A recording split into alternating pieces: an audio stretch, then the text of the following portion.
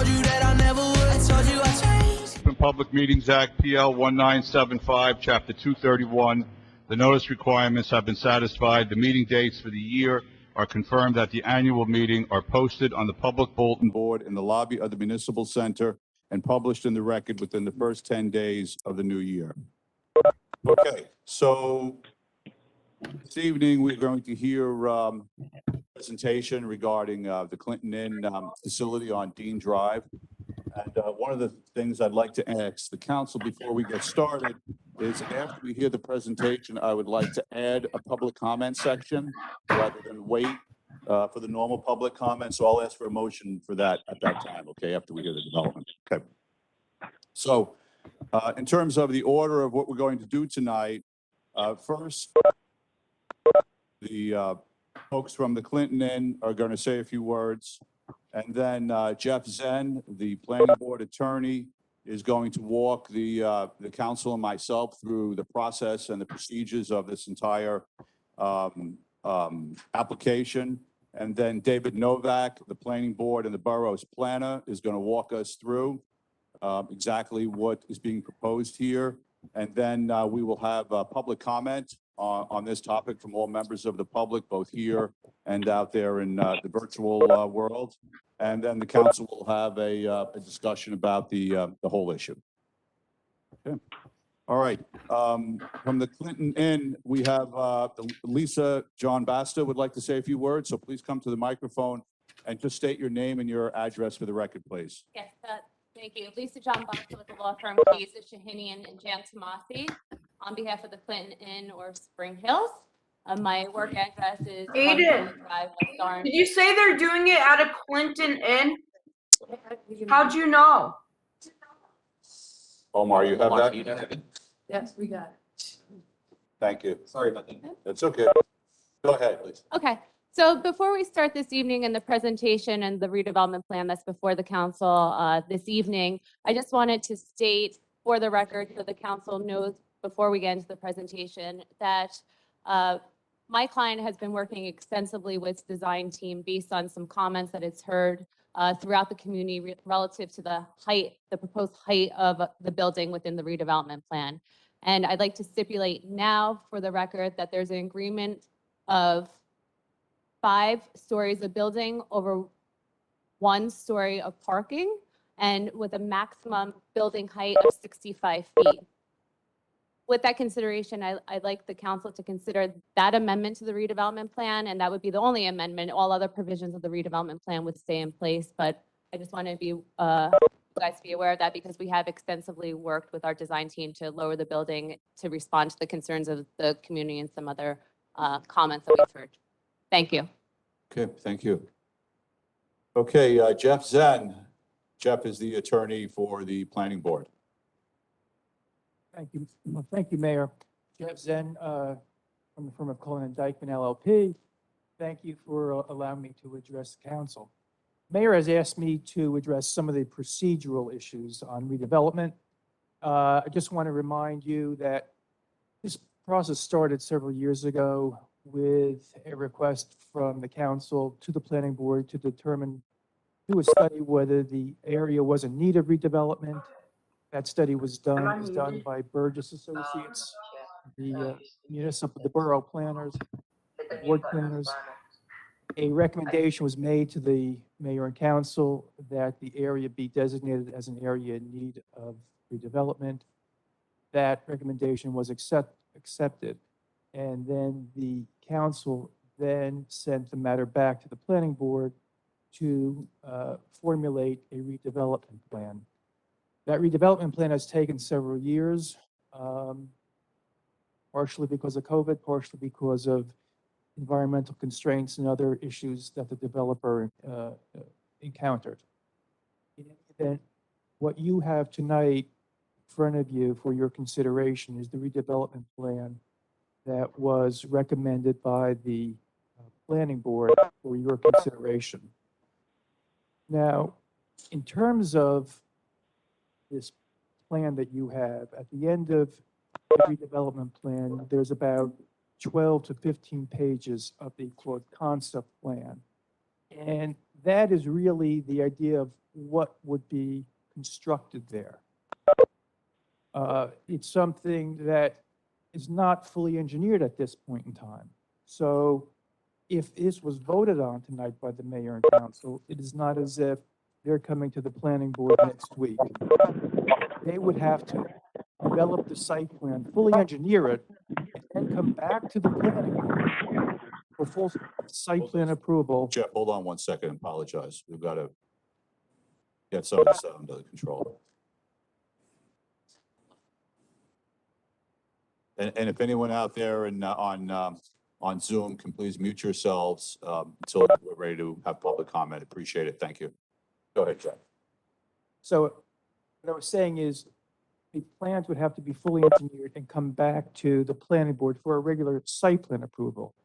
It would be expected that the site plan application would be consistent with what's been shown tonight, consistent with this concept plan, but things that you may have on your mind, traffic studies, things like that, those will be fully hashed out at a site plan proceeding. Since I mentioned traffic control, traffic concerns and traffic studies, also understand we're dealing with a county road and we're largely going to be driven by county determinations with regard to the county road. But that doesn't mean that the municipality doesn't have any input into that. But I just wanted the board to understand that it is still subject to a full site plan hearing, and the things that we would normally review, the traditional site plan criteria, would all be part of that. There is one other item I want to address for the council, and that is, I think someone raised a question or concern about a pilot, payment in lieu of tax. That is not before the council tonight, is not part of this redevelopment plan. That is not to say that the redeveloper is not interested in one. We know that. We know that that's been has been requested at some point in time, but there is no formal application tonight. That is not part of this. A pilot would be subject to a separate application where projections would be given to you as to projected tax money or payments in lieu of service charges, which are the payment in lieu of taxes. Of course, just so everyone understands that a pilot has a minimum payment, which is what it is currently generating in tax revenue today. Basically, it's the last year that it was in full taxation. So everyone understands that a pilot is not necessarily a giveaway. It would have a floor of what it's currently generating. But that is not before the board tonight. It is not part of the redevelopment plan. So unless the board has any, council has any questions for me, I will hand it over to David Novak. But Councilwoman Dayton. We have questions from two council members already. Councilwoman Dayton. When does the DEP process occur, DEP process? the review of the site? That would be, typically would be simultaneous with the site plan, and it would be conditioned upon approvals. Having said that, they are, I would think, very far along in that process because it's a challenge in the rear of that property. And I think that was part of the reason why it took so long to come to fruition in terms of a concept plan. Councilwoman Dr. O'Connor. Hi, yes. So am I to understand that the planning board, what they actually came to agreement was that this plan was not inconsistent with the master plan of the town? Is that the way, because that's the way someone on the planning board had reported it back on another committee I was on, that this plan advanced from the planning board because it was not inconsistent? Is that what happened with the planning board? Well, the planning board adopted this plan as a way to revitalize. Remember, you have an area that's been determined to be in need of redevelopment. And that's what the planning board, typically when you get a referral from the council of the zoning ordinance, it comes back. What does the planning board looks at it and say whether it's consistent or not inconsistent? But here the planning board is actually making the recommendation to the council on this redevelopment plan, which is essentially an overlay of zoning, an overlay zoning it. So, and David Novak will get into this, but you're keeping the underlying zoning on that property, overlaying it with special zoning to permit the redevelopment to occur. Okay, because that was surprising when I got that reported that it was inconsistent, because I'm like, it obviously Yeah, is so that- much taller, That is. not the right phraseology. Yes, no. Okay, No. thank you. Yes. And obviously, it's different than what your zoning permits, so it's. Okay, thank you. Councilman Grossman. Yeah, no, I just, since Dr. O'Connor mentioned, I was looking through, because on page 18 of the report, it says, in summary, the redevelopment plan contained herein is not inconsistent with the borough's master plan elements. I'll let, So that, I'll let the planner address that. yeah, Okay. Seems strange. Thank you. Any other questions from the council for Jeff? No? Okay. All right, Jeff, thank you. Thank you. Stay close by, though. Bench is good. It's early, it's early. Yeah. David Novak. So David, I'm going to ask you to give your name and your address, and could you just give a 30-second intro of yourself and what your role is in this process? So everyone on this dais, including myself and all the other residents here, understand? Absolutely. Please. Everybody hear me all right? Okay. Good evening, everybody. Thank you for having me. And for the public. My name is David Novak. I'm a professional planner. I'm also a principal with Burgess Associates. We are the planning consultants for the borough. I've been consulting with Tenafly since 2011. In fact, Tenafly was the first re-examination report I ever worked on in 2012. And then also the first land use plan I ever worked on back in 2013. Essentially, our role with the municipality is multifaceted. We review applications when they come in for development. We work on zoning ordinances, and we also work on redevelopment plans.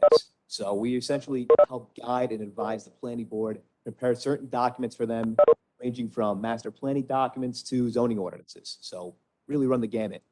We've also worked with other redevelopment plans in the borough, as well as affordable housing plans too. Our role in this was essentially writing this redevelopment plan.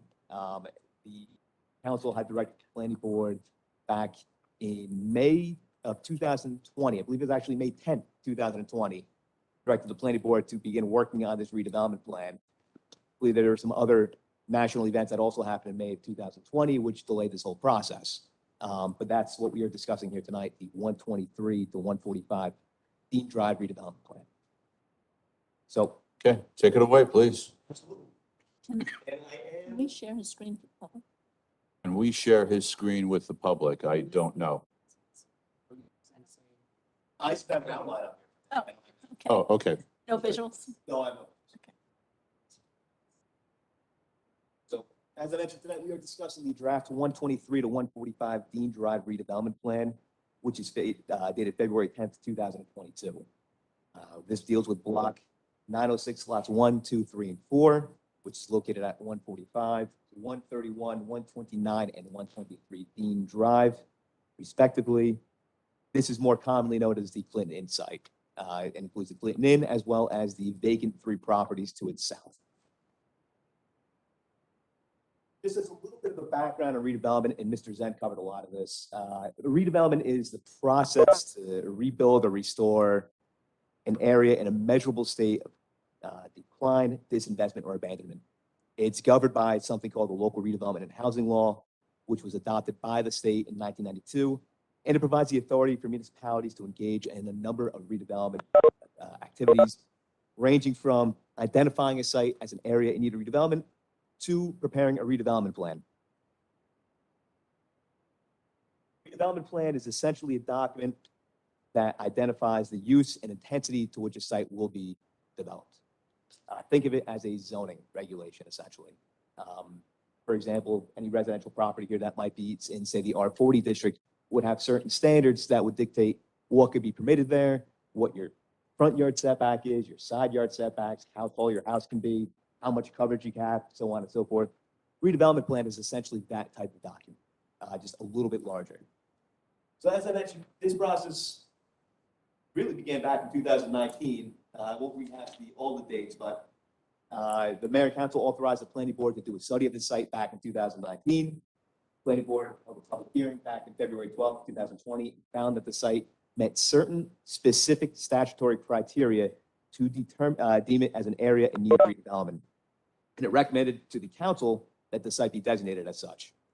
March 10th, 2020, the council did so, authorized the planning board to prepare the redevelopment plan, which is what we're discussing tonight. The redevelopment plan contains all the statutory requirements that a redevelopment plan has to contain pursuant to local redevelopment housing law. But really, the meat and potatoes and what everybody is interested in really begins on page 11. The goal of this redevelopment plan is to facilitate the development of the site into a mixed-use assisted living and hospitality facility, which will encourage the production of very low and moderate income housing units, and also serve as an attractive feature into the borough's downtown. What the redevelopment plan essentially sets up is a new redevelopment zone that, as Mr. Zen would say, as already said, is an overlay zone. So typically when we think of zoning, we think of what we call Euclidean zoning. We think of different zoning districts, a residential district, a commercial district, industrial district. What an overlay zone is essentially a zoning district on top of another zoning district, like a layer cake, if you will, of zoning districts. What that does is that it preserves the underlying zoning. Those rights, what you're allowed to build under that current zoning mechanism, that remains. What this does is that it provides another zoning option to a developer. So they can essentially pick and choose. Do they want to keep with the underlying zoning, or do they want to go with the overlay zoning option? The overlay redevelopment zone only permits two permitted uses. That would be an assisted living facility and or congregate care housing and hotels. It does establish a number of accessory uses which are designed to complement that use. The bulk standards of the plan, which again really deal with setbacks and heights, begin on page 12. One of the things that we just heard tonight is that the proposed height of this facility is proposed to be amended to be reduced. Currently, that height is established as a building height of 3 stories above grade or 40 feet for the hotel, and 7 stories above grade and 75 feet for the assisted living facility. And there is an additional caveat in that section that allows for greater heights to allow for certain architectural features. That height now will be reduced to 6 stories above grade, which again would consist of 1 level of parking with 5 levels of an assisted living facility above that, and a height of 65 feet. And from what I understand, the architectural features that would be allowed for to have an additional height, that would also be amended as well. So, well, I'm assuming meeting removed, yes. That's my understanding as well.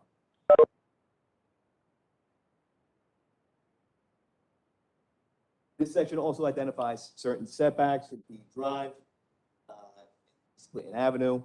It also identifies setbacks from other exterior boundary lines. It identifies an impervious coverage of 70%, which is permitted to be increased to 80%, provided that certain green infrastructural design measures be implemented. That would include such things as pervious pavers, pervious asphalt, rooftop rainwater capture, green roofs, etc. Mr. Zen had talked about the site plan process. If this redevelopment plan at some point is adopted and put into zoning, an application in front of the planning board would be heard. It would have to be a fully engineered site plan, presumably with architectural testimony as well, traffic testimony, planning testimony.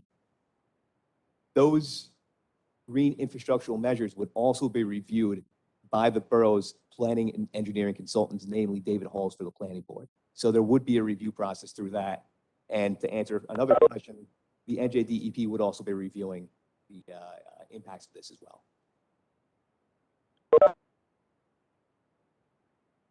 Regarding the hotel feature, the maximum number of guest rooms is established at 125, with a maximum number of banquet seats at 500.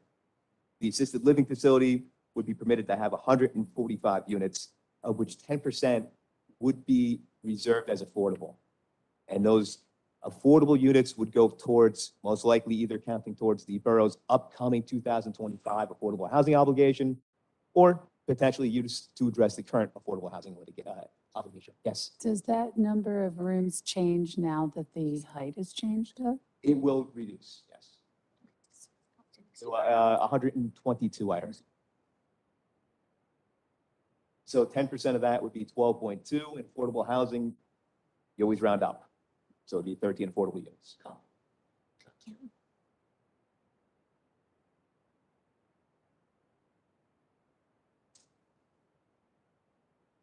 We also provide certain building design layout features in this plan as well. Those would deal with how the building actually needs to be designed. We have different regulations regarding materials and designs, building articulation, i.e. how much the building projects and goes back in. These are standards that are anticipated and designed to create an attractive facade. So the last thing that the borough wanted was a taller building that just had a plain facade.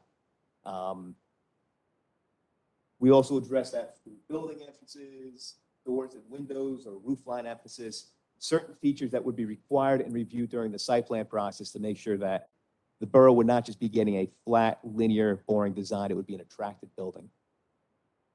Landscaping design features are also required, certain lighting standards. Section 3.7 deals with parking, loading, and circulation.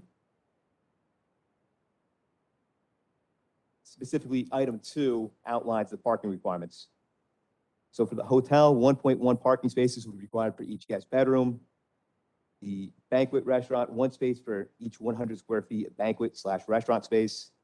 The assisted living facility would require 0.5 parking spaces per bed. That's actually a requirement established through the residential site improvement standards. And there's a provision in this that says that the satisfaction of all street parking requirements may be provided on other lots located outside of the redevelopment overlay district, subject to section 35-804.5. Sure, people are kind of wondering what the heck section 35-804.5 is. That's a provision that the borough has in an existing ordinance that allows for sites to utilize other parking facilities outside of its boundary lines. It's actually a fairly progressive measure. I'm happy that the borough has it.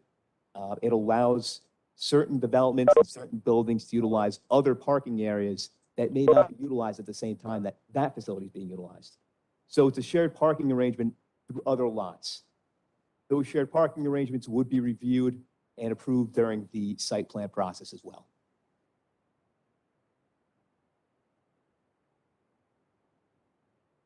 We do also provide some signage regulations in this, as well as regulation regarding the site plan application, setting forth that the site plan needs to be submitted for the entire redevelopment tract at one time. I do want to address the question that was raised regarding consistency to the master plan.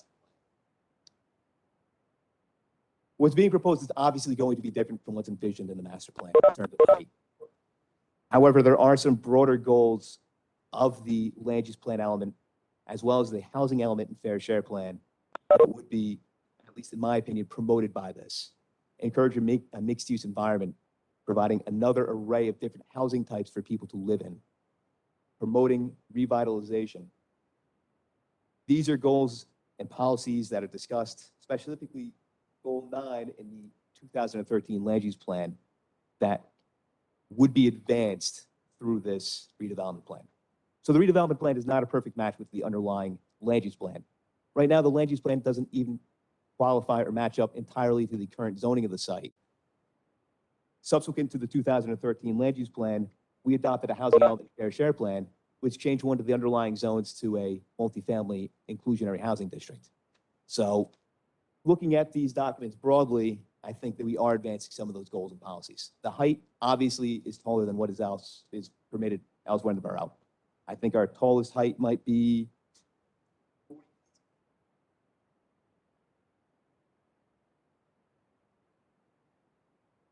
40 feet, and that would be in the SRB district, which is in the north end of the borough. This will be taller than that. So I do recognize that.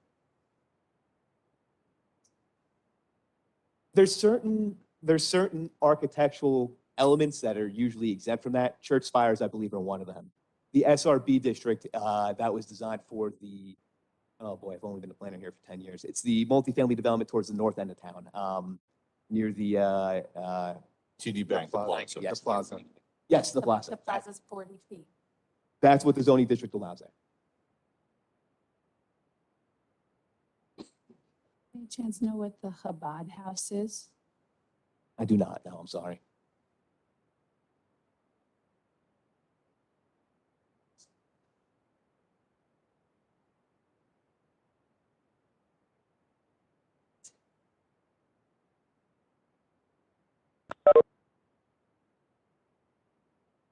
Where, Jeff? The Heights up on East Clinton? Browning House? Browning House, right.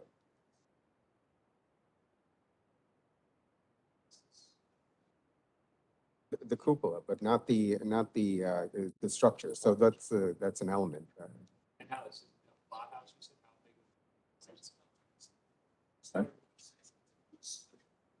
Jeff, if you're going to speak, you need to come up to the mic, please. Councilman Michaels, what I was saying is Chabad House went to the Board of Adjustment, I believe, for use and for height variance. They are above what is otherwise permitted in that zone. No, I was pointing out was on the Browning House, I know that cupola, I think, is like 80 feet tall now. But the Go ahead, Lauren. Chabad House, was that a religious exception? Was that a religious exception? No. So if it had to go for a height variance by the zoning board, whatever the height is, it's either 10% or 10 feet greater than what's otherwise permitted by that zoning district. But they would have to apply for approval no matter what. Thank you. Go ahead, continue, please. Well, that's essentially the summary of what these bulk standards and design standards encapsulate. So if the board has any questions for me regarding the most recent changes or any of the specific standards in this, I said board and boards have it. If the council has any questions or comments regarding this, I'd be happy to entertain them. Okay, council members, you have questions before we go into some public comment? Yes, please, Council President. Yeah, just real quickly, and thank you for the presentation. And by the way, the Chabad House, because I was on the zoning board, the argument was the federal religious land use provisions were That would be the argument to grant the variance, RILUPA. to go up. Yes, religious Yes. religious incarcerated land use. Whatever. Yes. I thought it was just over 40. Like 42 or Because they went up a story to accommodate the seventh and eighth grade. yeah, and they All right, also want- so my question on this though, you said the hotel was gonna have maximum of 125 rooms. Do you know what the current hotel status is? It's also around 125 rooms. I will look at the developer and I see, yes, 125 rooms. Okay, and just to be clear, because earlier there was a stipulation for 65 feet, but I didn't actually hear, except I saw a nod, sort of a stipulation to eliminate the 12-foot extension. That would be eliminated as well. So that's been stipulated too, but more than a nod. That is correct. Okay, Yes. thank you. That's all. Questions, council members, before we open up for public comment? Yes, go ahead, Council. Okay, any other council members, or we're gonna go straight to public comment? Okay, We'll bring David back after. well, I think David's gonna stay with us here and we'll bring him back. Both David and Jeff are gonna stay here for questions from the council after we have public comment. Okay. Okay, first I need a motion from the council to add a public comment section here, please. So moved. Second, Second. all in favor? Aye. Okay, thank you. Audience members, both in person here and out there in the virtual world are wishing to speak. We'll have a 3-minute time limit to address the governing body on items related to the Clinton Inn and the assisted living development. Large groups are asked to have a spokesperson represent them. Okay, well, we have the first hand up right here in the front row. Come up to the microphone and identify yourself by name and address. 3 minutes, please. Christine Evron, 39 Leroy Street, President of the Chamber of Commerce.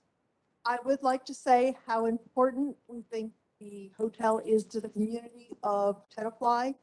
We have sports dinners there. We have our galas there. They host the Tenafly Presents.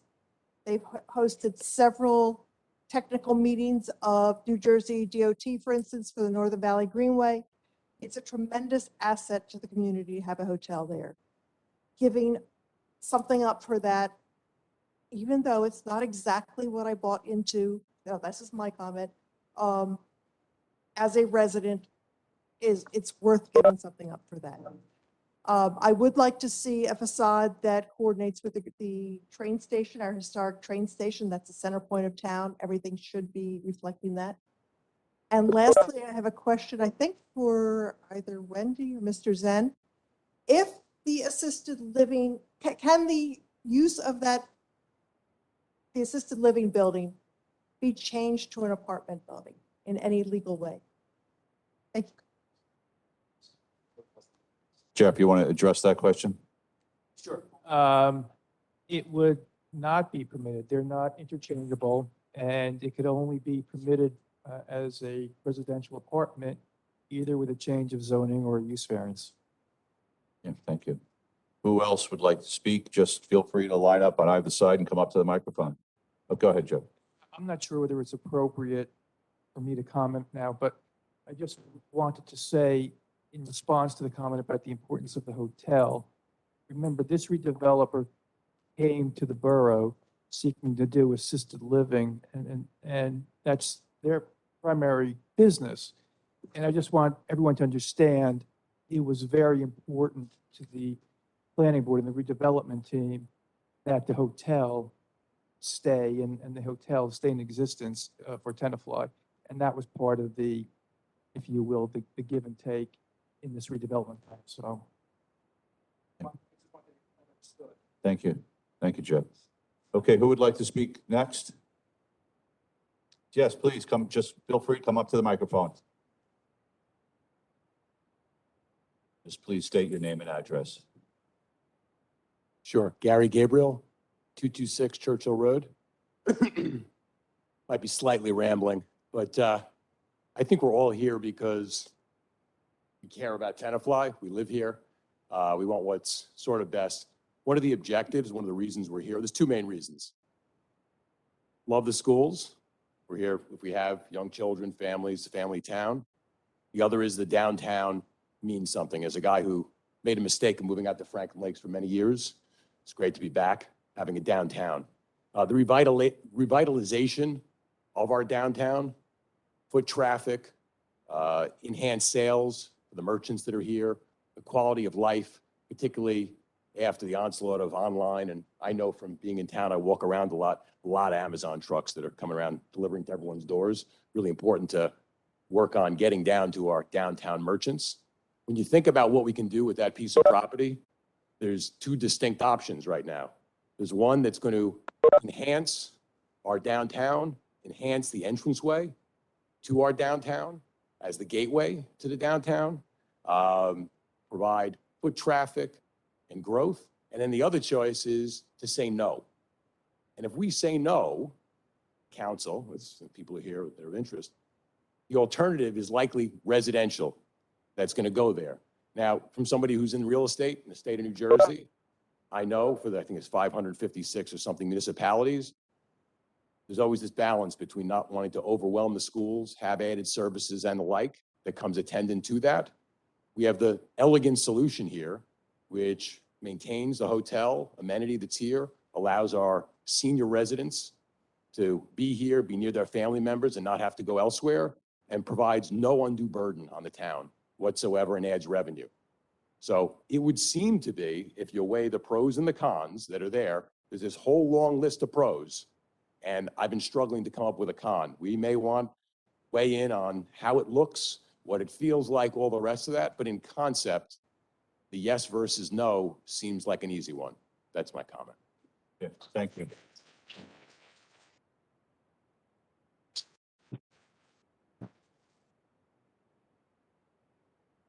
I live at 50 George Street. Hello, Mr. Mayor. Hi. I don't think anybody here is generally against an assisted living facility. I think that people are against the vertical skyscraper aspect of many, many floors in that area where we have a lot of residential people as well looking out to the east, seeing the tree line, et cetera, et cetera.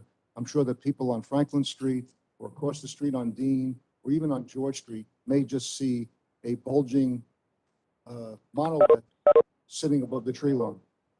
And I think that that's why a lot of people are here. I think I've been speaking to a few people on the side. That's the main situation. It's just too high. I know that you're trying to maximize your density so you can have more tenants or folks in that facility, but I think there's a compromise that should be made even further. Giving up one floor or two probably is too much. I'm thinking maybe 4 floors. But to say that you got 7 stories and then you've got another 12 feet or whatever it is to put, something else up there, I think it's a blight at that point. That's all I have to say. Okay, thank you. Yeah, I would agree. The issue is the vertical space that this would. Okay, hold on a Thank you. second. Where is that coming from, Omar? Online? Okay, so if you can identify yourself with your name and address, then you can speak, please. Yeah, Judith Lowe, 50 Elm Street, Tenafly, New Jersey. I've been a resident for almost 64 years. I don't think we want to live in Fort Lee. I think we love Tenafly because it doesn't have skyscrapers. Thank you. Thank you.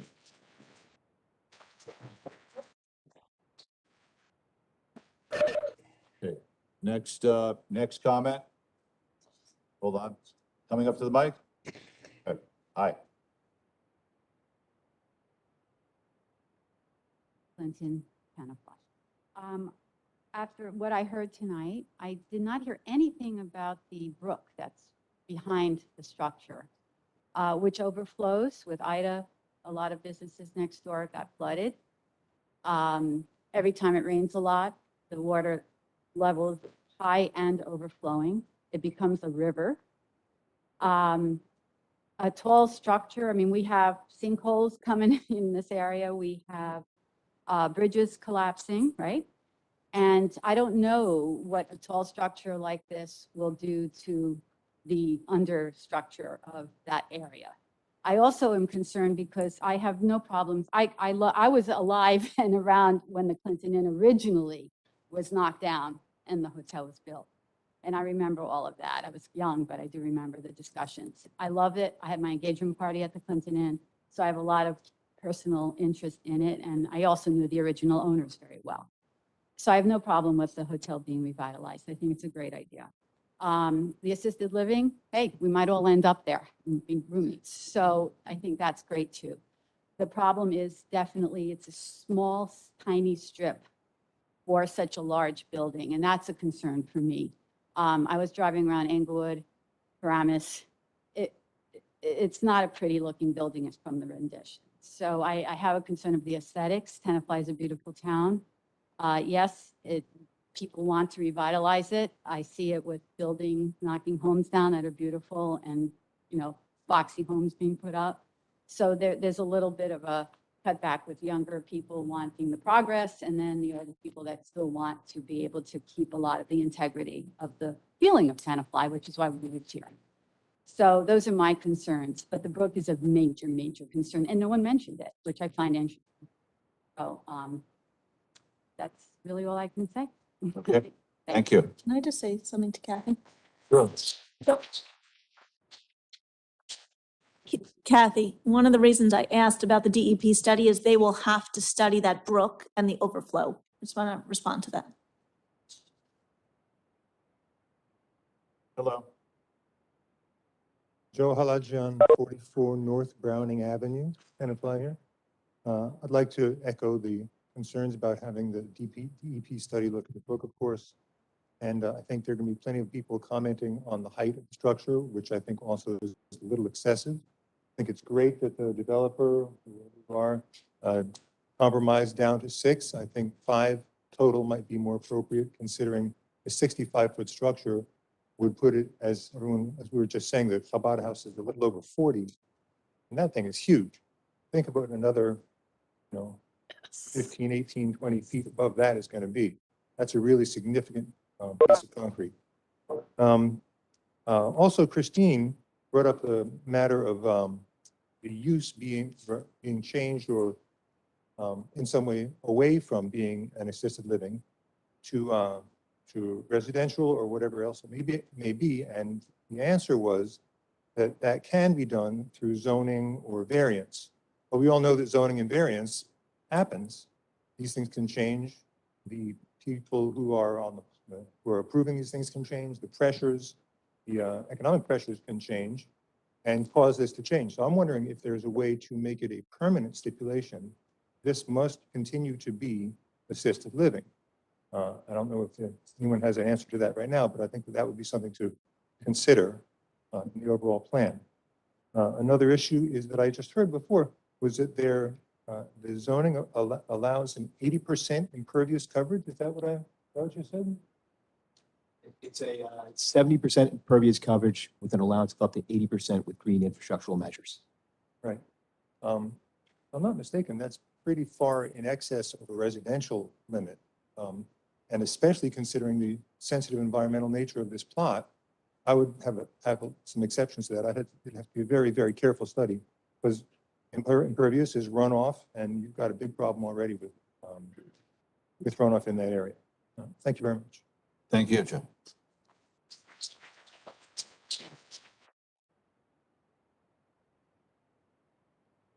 Does this one work? Noah Garden, 104 Kent Road in Tenafly. I'm going to step back in time a little. I grew up in a town that was very similar to Tenafly's, but it was in Massachusetts. It was called Needham, Massachusetts. Kind of situated very much like we are at Tenafly, right outside of Boston. When I grew up, there was a working class town, but it was a town that had a lot of old charm. You know, it had your local store where some of you might remember we used to get VCR tapes. You know, we had the local liquor store.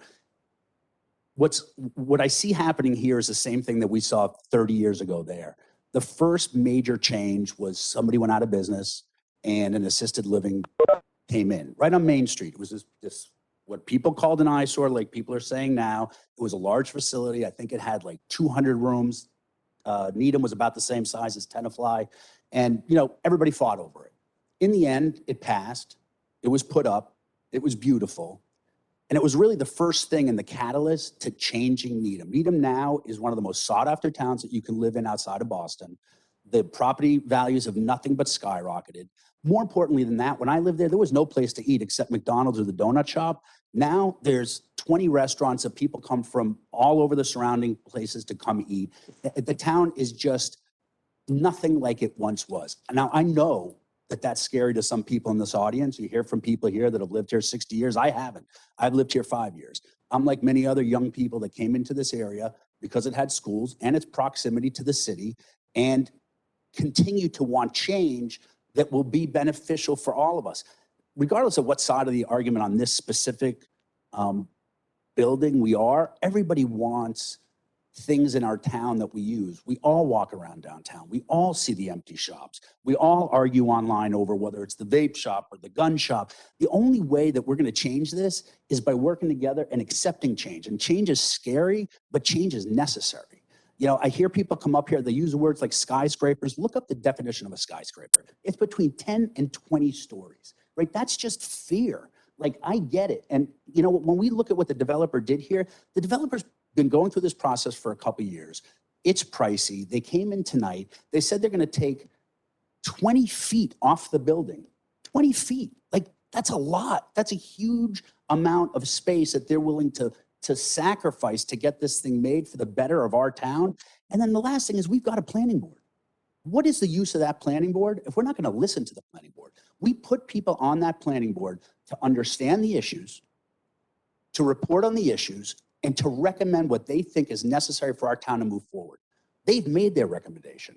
They've done their homework. And as I understand it, this is really just a procedural vote, right? The council voting yes today doesn't mean that this is going to go through. This means we still got to worry about traffic and drainage. There's going to be many more bites of the apple. The fact that we're fighting this early in the process for something that can revitalize our town, I just don't get it. And I'm not saying it's perfect. I know it's not perfect. We make sacrifices.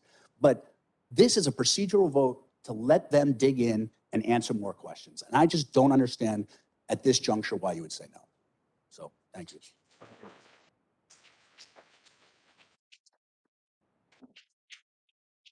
Hi, Mayor and Council. My name is Robert Holmes. I'm not a resident of Tenafly, but I'm the general manager of Clinton Inn.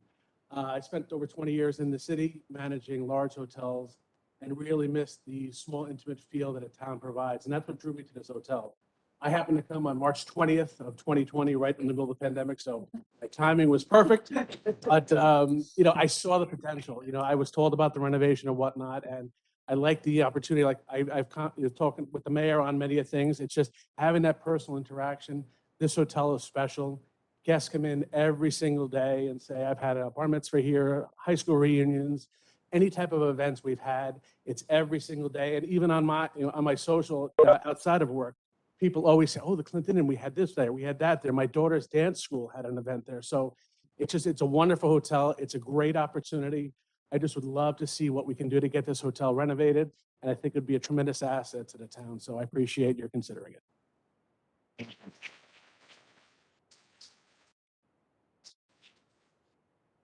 I'm Giordano, 12 George Street. I have a question on map number 2 from this handout.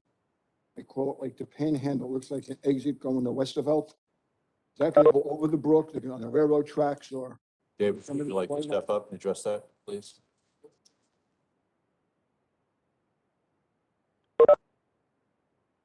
Yes, the subject site is big like a. Yeah. Yeah, so there is a small tail on it that does go. Will the brook be piped in? Will it be raised? Is it on the railroad tracks? How is that going to work? Not a clue, because right now this is just the redevelopment plan for this site, sets the zoning parameters. That type of engineering work would have to be prepared still by the applicant, would have to get reviewed by NJDEP, and it would have to go also in front of the planning board with fully engineered site plan. So those site-specific details, I don't know the answer to it. That wouldn't be reviewed until a planning board application. Do you know who owns that land? Who owns the tail or the? Yeah, the panhandle, who owns? It should be, split in. That's the brook. I don't think they own the brook. So if you're talking about this area, anything the way boundary line is owned by the. They own that? Yes, right next to it, there is the rail line, so it's possible the brook might be crossing in and out of that. But anything that's within that white line in the redevelopment plan is owned by the redeveloper. They've purchased all those properties. Okay, thank you. You're welcome.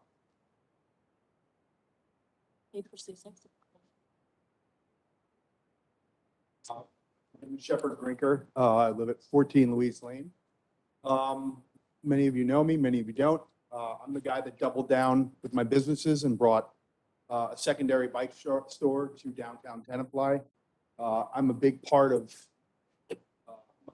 my business is the success and growth of downtown on the Downtown Business Committee, Chamber of Commerce.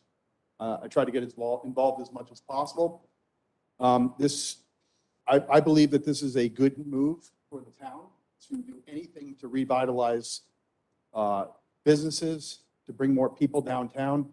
I've been in downtown since April of last year. It's not so good. Do better business on County Road. I'd like to see more foot traffic. I'd like to see more people coming to downtown from outside of the area.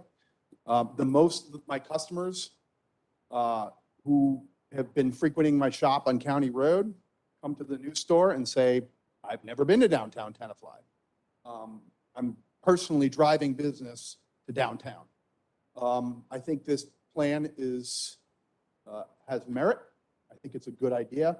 I piggyback on that gentleman's comments that this is the first phase, and we need to sort of rip off the Band-Aid and look at this plan holistically, long-term.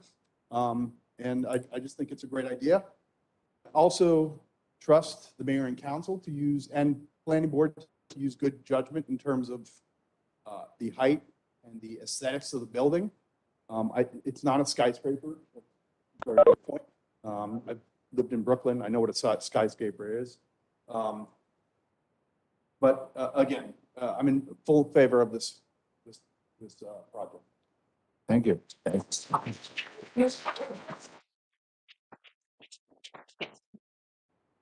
Good evening. Kevin Tremble, 81 West Developed Avenue, former member of the Planning Board and the Preservation Commission. I thank you for this effort that you're making tonight and the effort of the Planning Board. I think that the area has long been underutilized and the hotel has become a little shabby.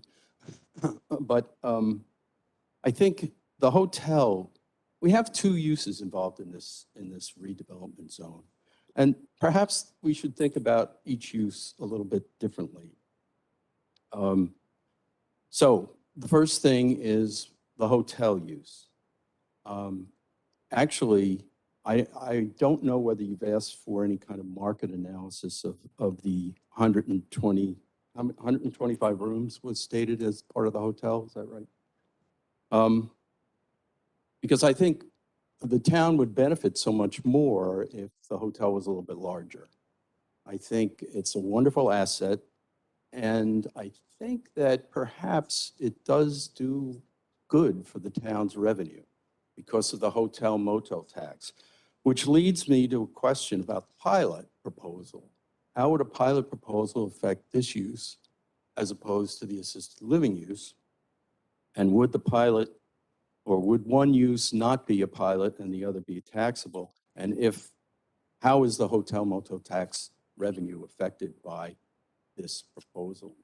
And I think that's an important question to ask before you decide on how this proposal is constructed. Okay. With regard to the other use, is the assisted living considered an inherently beneficial use? And will the redevelopment preclude that consideration or what? I don't quite understand that. With regard to the height, our other assisted living facility appears to be 3 stories. Now, I didn't measure it, and I don't recall what it is, but if it's within our zoning, it's less than 40 feet, which would mean that a building that's 65 feet high would be more than 50% larger than the current zoned properties in town.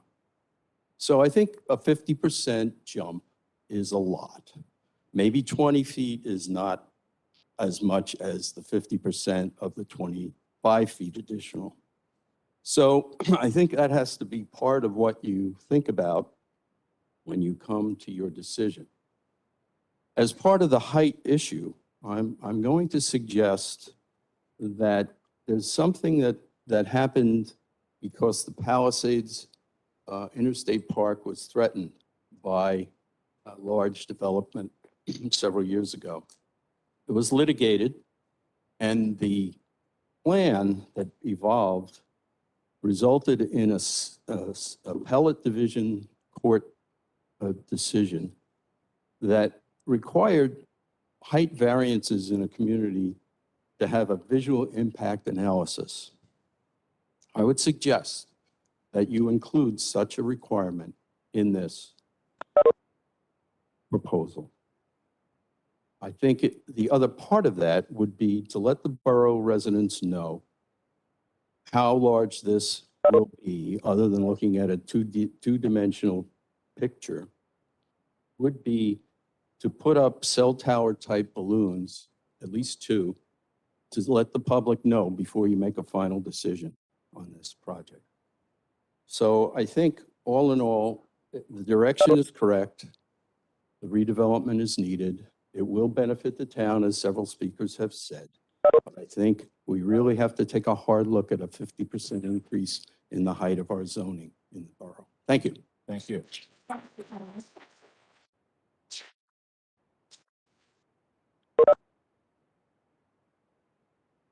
Good evening, everyone. My name is Joanne Montenegro. I am not a resident of Tenafly. However, my residence is at 145 Dean Drive. I am the Director of Sales and Marketing at the Clinton Inn. We lovingly call her the Inn and the Grande Dame. And sir, I do agree with you. Is she a little shabby? Yeah, she is. But you know what? We love her, and she's in our heart. And I know you all love her because you know why? I'm looking at some familiar faces that have all come to the inn. For what reason? You're coming for a baby shower. You're coming for the Rotary. You're coming for a wedding.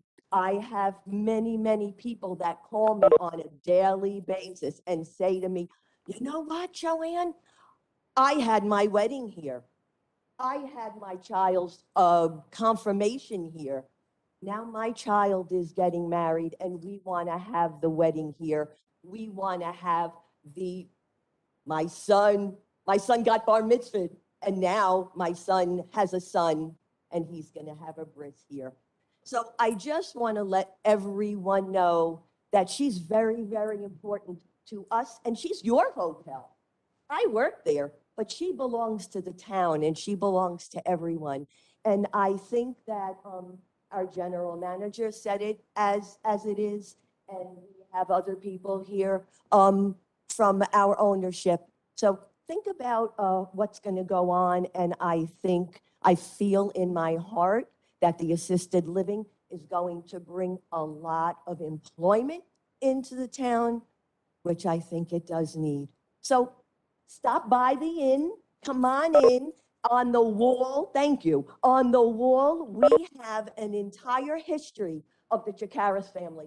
So I know that everyone knows. The people that have been in this town, we tell everyone, you put the cornerstone in, you put a brick in, you know who you are. So come on to the hotel and take a look and see. Thank you. Thank you.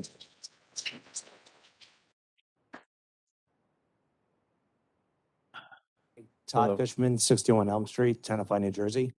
I've been a resident with my family for 15 years and love this town.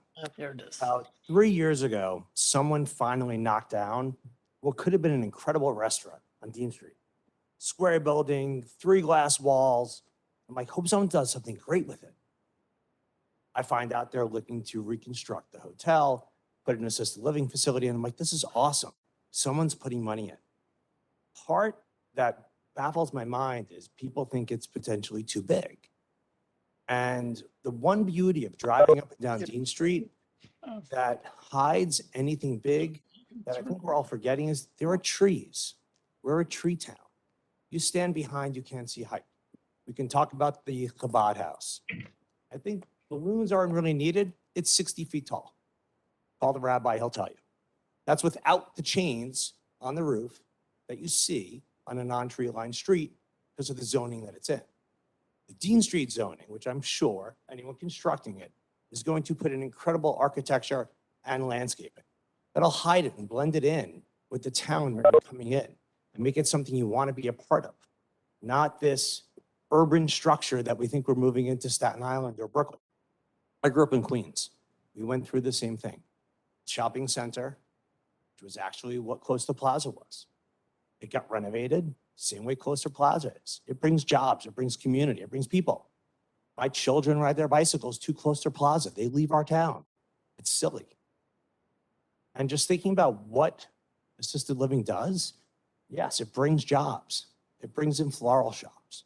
It brings in restaurants. It brings in takeout. It brings in families to visit their family. Things that we need in this town. So I really hope everyone considers, don't just think about the height, think about all the benefits it brings to this town. Thank you. Thank you. Yeah, you're next, please. How's everybody? My name is Brian Marcus.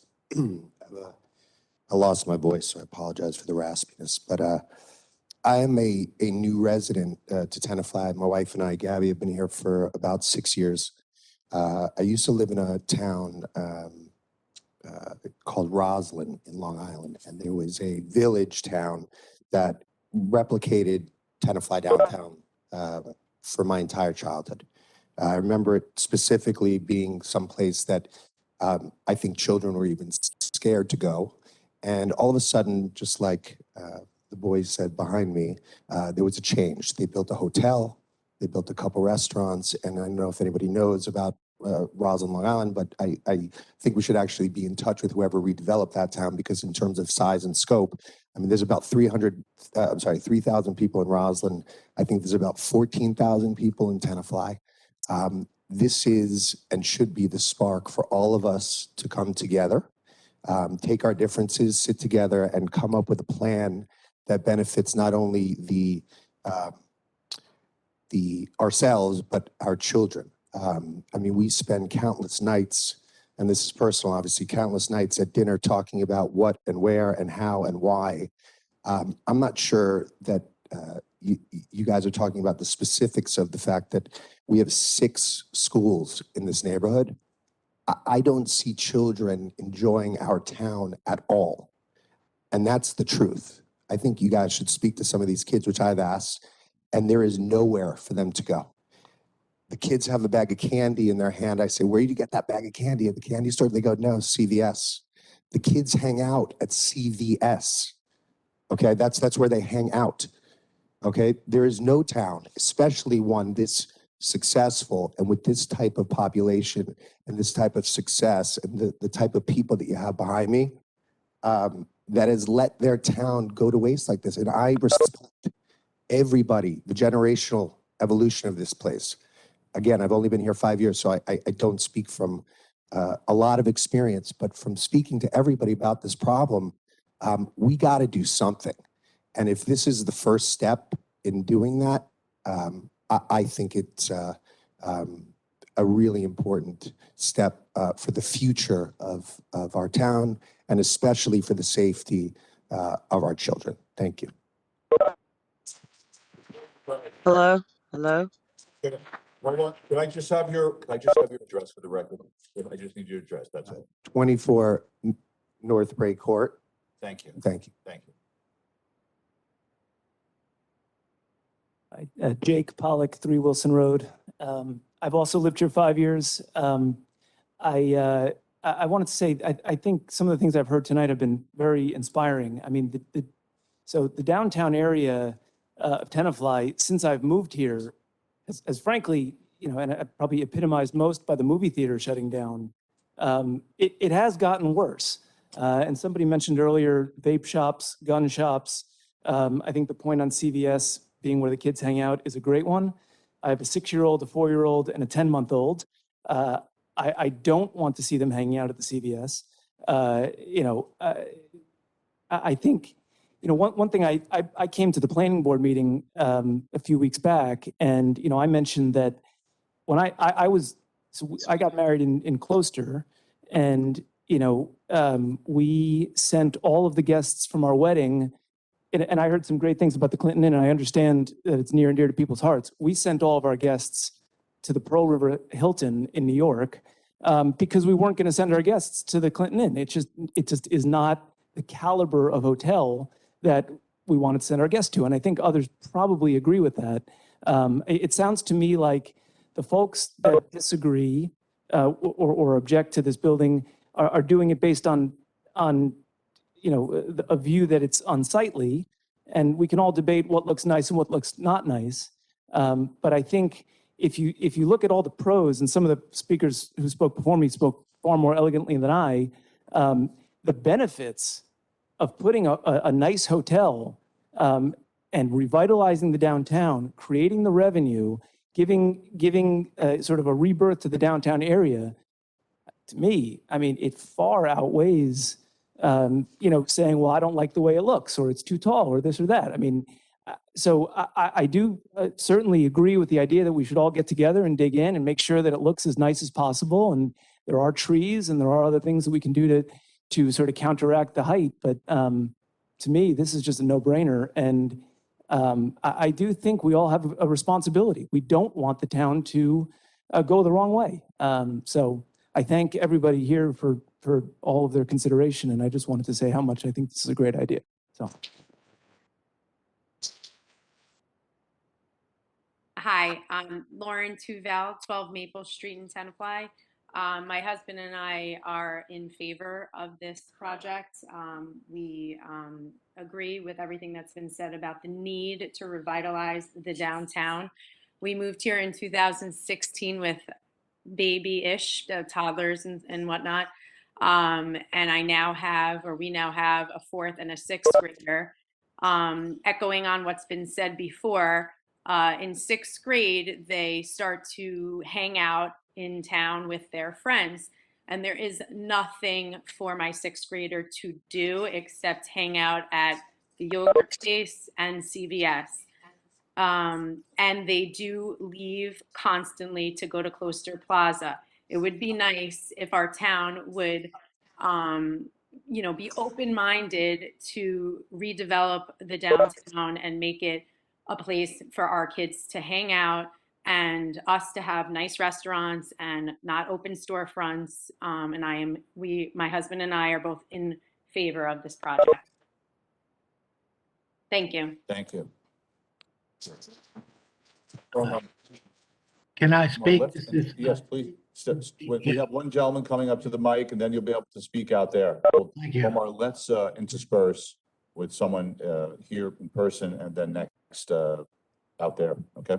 Let's go ahead, sir, please. Good evening. My name is Francis Westfield. I live at 56 Norman Place. I'm a resident for 26 years with my family, my wife and 2 children. Revitalization is absolutely necessary for Tenafly. I am all for it. I'm all for an assisted living facility. I don't think there's a nobler cause to then take care of us. Absolutely. My mother was in it.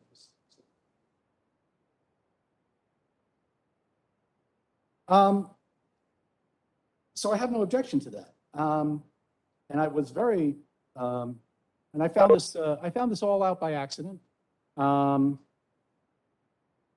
65 feet, I thank you for bringing that down to listen to the concerns so far. I still think 65 feet is a little too high. It's 25 feet over the 40-foot current zoning.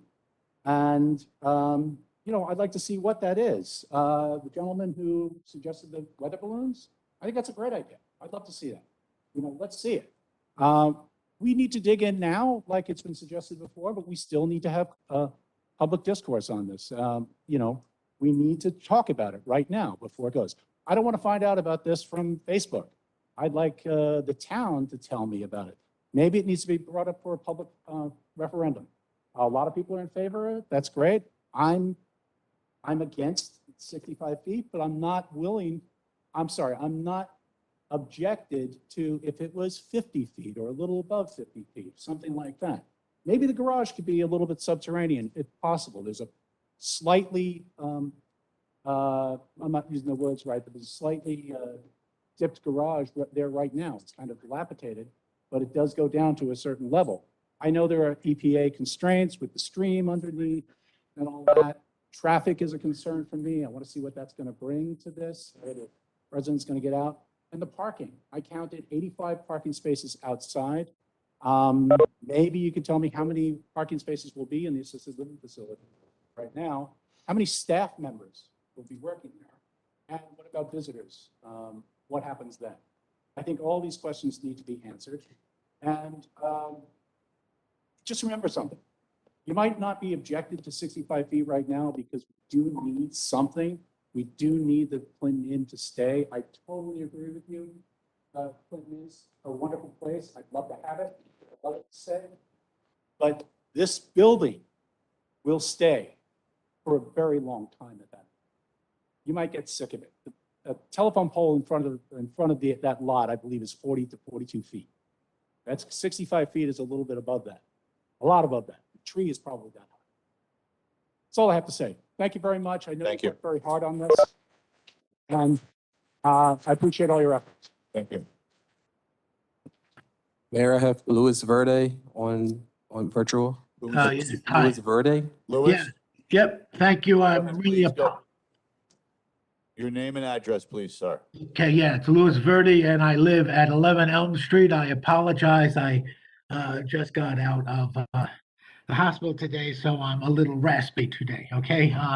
In any event, what I want to point out is that I'm not against, my wife and I are not against, certainly the use of the property for assisted living. We're certainly not against the use for the hotel. Obviously, I do believe that enhances Tenafly. But what people who may not live in this area do not know is that Dean Drive historically floods during serious windstorms, okay? the water comes down from the hill at breakneck speeds and all lands on a Dean Drive.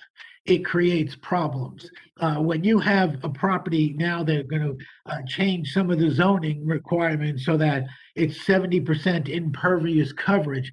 That is a lot of impervious coverage. What kind of drainage is going to be provided, especially when there's a brook behind it? I want to know, besides the height, clearly, I don't know anybody, does anybody really think that those two 40-story towers in Fort Lee really look good and blend in with the design of Fort Lee? They tower over every other high rise in Fort Lee, and that's exactly what this building is going to do here. What other building in a borough that surrounds Tenafly is 65 feet high? That is extraordinarily high for the area that we live in. But besides the height, I want to know, what is the lot coverage requirement that's going to be input with the zone? Because once this zone is created, people will not need a height variance, okay? So you don't have to consider aesthetics as far as the height goes. Lot coverage, I saw a rendering of the thing, it looks like a huge building in length. I don't know, what is the front setback, front yard setback? What are the side yard setbacks? Okay, these are things that you have to take into consideration, not only because we're changing the use over here and it's a use that we all can benefit from, but you also have to consider once you pass these requirements in this overlay zone here, this will now be the building standard, so that even though there's going to be site plan review is very different than a zoning variance. Variance is very rigid. Site plan is you want to make sure there's adequate drainage. You want to make sure that the lighting is okay. And when we talk about plantings, I mean, we only have 20% impervious coverage, and I wonder how much of that impervious coverage is the pervious coverage. The land that is not going to be planted is really the brook in the back. So how much of the front of the building is going to have trees and gardens, okay? That's it. So I just want the mayor and council to take into consideration that although they are not approving the building tonight, the requirements that are in this overlay zone will really allow a very large building that's going to dominate most of the lot, that's going to create drainage issues for an already taxed area as far as drainage and flooding goes. So those are my comments, and I want you all to take that into consideration, because like I said, even though you're not approving the plan tonight and it's subject to site plan review, it still will be, it will allow a very, very large building. In addition to, even if there's not enough parking on the property, so the developer can overbuild on the property, based on what I heard, they can use parking on other lots, and I would assume it's going to be a municipal lot that's almost adjacent to the property on this side of the Clinton end. So thank you very much. Thank you for your comments. Yeah, There were, David, could you just talk to the zoning comments, please? absolutely, there was a couple of zoning questions in there, some of which I can address. I think there was a question again, excuse me, about what the proposed impervious coverage is on site. It is in the redevelopment plan, 70% with an allowance of up to 80% regarding certain green infrastructural measures. One of the things to keep in mind is that the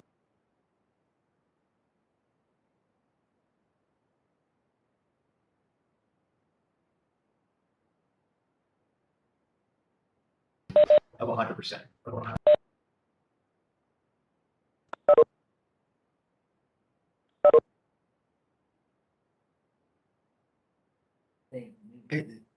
Is the mic working?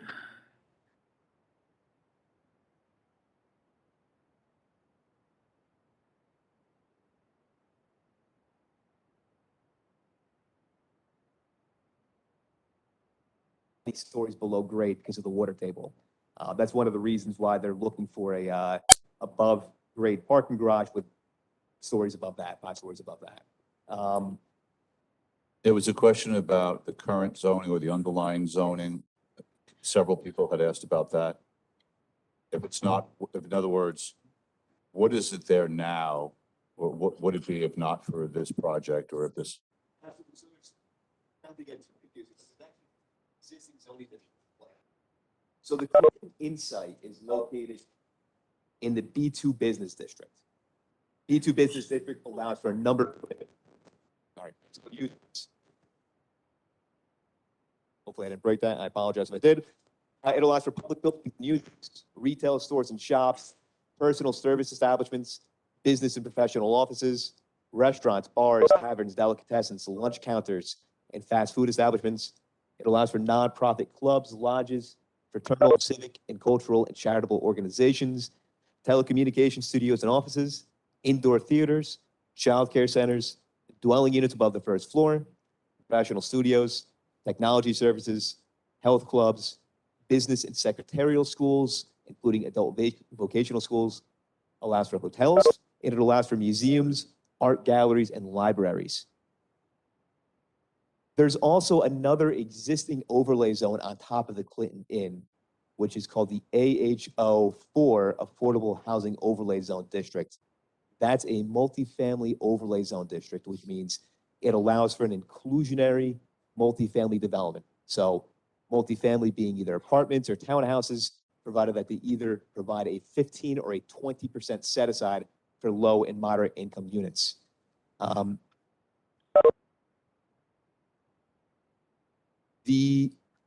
So that would be the Clinton Insight. The vacant properties next to that, which if you put on your memory hats, used to include a vacated house, a vacated restaurant, and then an empty piece of property in between the two. That's located currently in what we call the MFI2, Multifamily Inclusionary Housing District, which is also, again, another multifamily zoning district that would allow for either apartments or townhouses. Thank you. Okay, the next speaker here. Do you have a question, Councilman? No. Okay. Hey, how doing? My name's Steve Miller. I live at 173 Serpentine Road. I only just moved to Tenafly during the pandemic. I'm a doctor from Brooklyn, and I love this town too. And you know, when my family comes to Tenafly, they stay at the Clinton Inn because that's the hotel, and this is our town, and that's where people are going to stay. Yes, we recognize the shortcomings of a building that's as old as the Clinton Inn and doesn't have the patronage that probably it deserves. So I hope that you guys do vote yes on this measure to revitalize that hotel.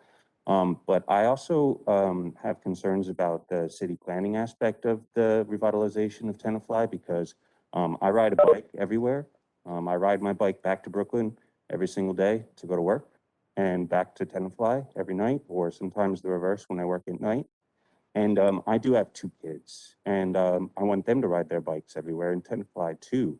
But it's very nearly impossible for them to do that right now, the way the town is built. It's very car-centric. So those intersections, like there's no sidewalk on that side of Dean's, so you guys gotta work on that. And if you expand out on that property, you gotta make some provisions for pedestrian traffic and stuff like that. So I just wanna encourage people to try and look forward to more progressive urban planning in this site to make it easier for people to actually access the downtown.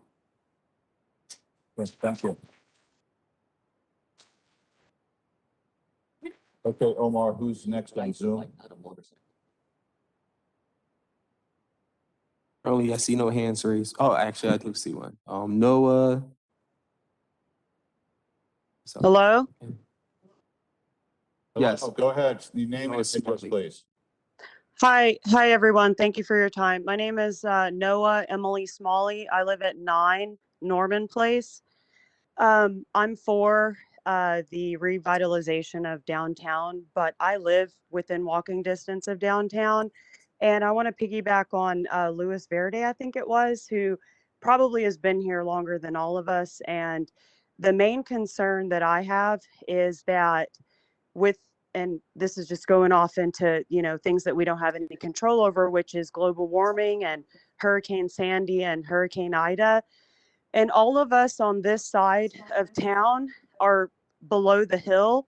So we were I guess you could say, affected by Hurricane Ida, in the sense that all the brook was overflowed and there was nothing that we could do. So I'm thinking, like, if the hotel and that huge lot is taking up that area, which is great, but like the other gentleman said, like, we have to consider building on such a large construction on a brook. Where's all that water go? We're already downhill anyway. The East Hill is uphill. We're downtown. So we have to consider, where all that water is going to go and how it's going to affect the neighboring community behind the hotel, which is George Street, Tenafly Road, and then you have Norman Place, where we're right at that Tennakill Brook, I believe it is. So that overflows. That's only my main concern. We are the swamplands, we are the meadowlands, so we have to consider that when we're planning. I'm for the revitalization. I'm for that, but I really want to pay attention to how that large structure is going to affect the runoff or the overflow of the brook persisting now to the people that live behind the hotel. So that's what I would consider. I mean, like I said, like the other gentleman said, I'm not speaking so elegantly or probably, but I just want to consider that, since I do live behind the Clinton Inn. And we did experience some really some bad damage for Hurricane Sandy and Hurricane Ida. So thank you for your time, everyone. I do approve. Just consider that we are in the swamplands, the meadowlands, and we have to consider where that water is going to go if we do experience another hurricane. Okay, thank you. Thank you. Jeff, do you have a comment there? Yes, sir. Step up to the microphone. You're next. Yeah, many people have commented very fairly on drainage and stormwater issues. But as Councilwoman Dayton alluded to early on this evening, this not only gets reviewed by the borough's engineers, but it has to be reviewed by the DEP. And so these are all very technical issues, the stormwater and the drainage issues. But the bottom line is that any approval that will be issued will leave the borough in a better position it is in today, so that it will not be made worse, but it'll actually be improved because they will have to comply with the stormwater regulations of the state of New Jersey. Thank you, Jeff. Go ahead, sir. Thank you. Good evening, everyone, and thank you for your time. My name is Howard Cohen. I live in 8 Glenwood Road. I've been here for about 12 years and certainly overwhelmingly support this plan, the revitalization, the way it feels like a majority of the people here do. I am not an architect, but I do work in business, and it feels like a lot of people are coming up here and saying, hey, this building should be 50 feet, 40 feet, lop off 1-story, 2-story. As a resident of this town, we want to be able to attract successful businesses. And the last thing we want to do is to hamstring some of these businesses who are looking to revitalize our town by, us flippantly deciding, hey, that building's too tall. When you remove a floor, you're going to remove revenue from this hotel. We want this hotel to be the spark that generates more businesses and more people to come downtown. So, certainly take that into consideration. And we don't want to be like a over-regulated town. We don't want businesses to turn down our town because boards, people, we're having tons of meetings, whatever it may be. We want more business to come to this town. Thank you.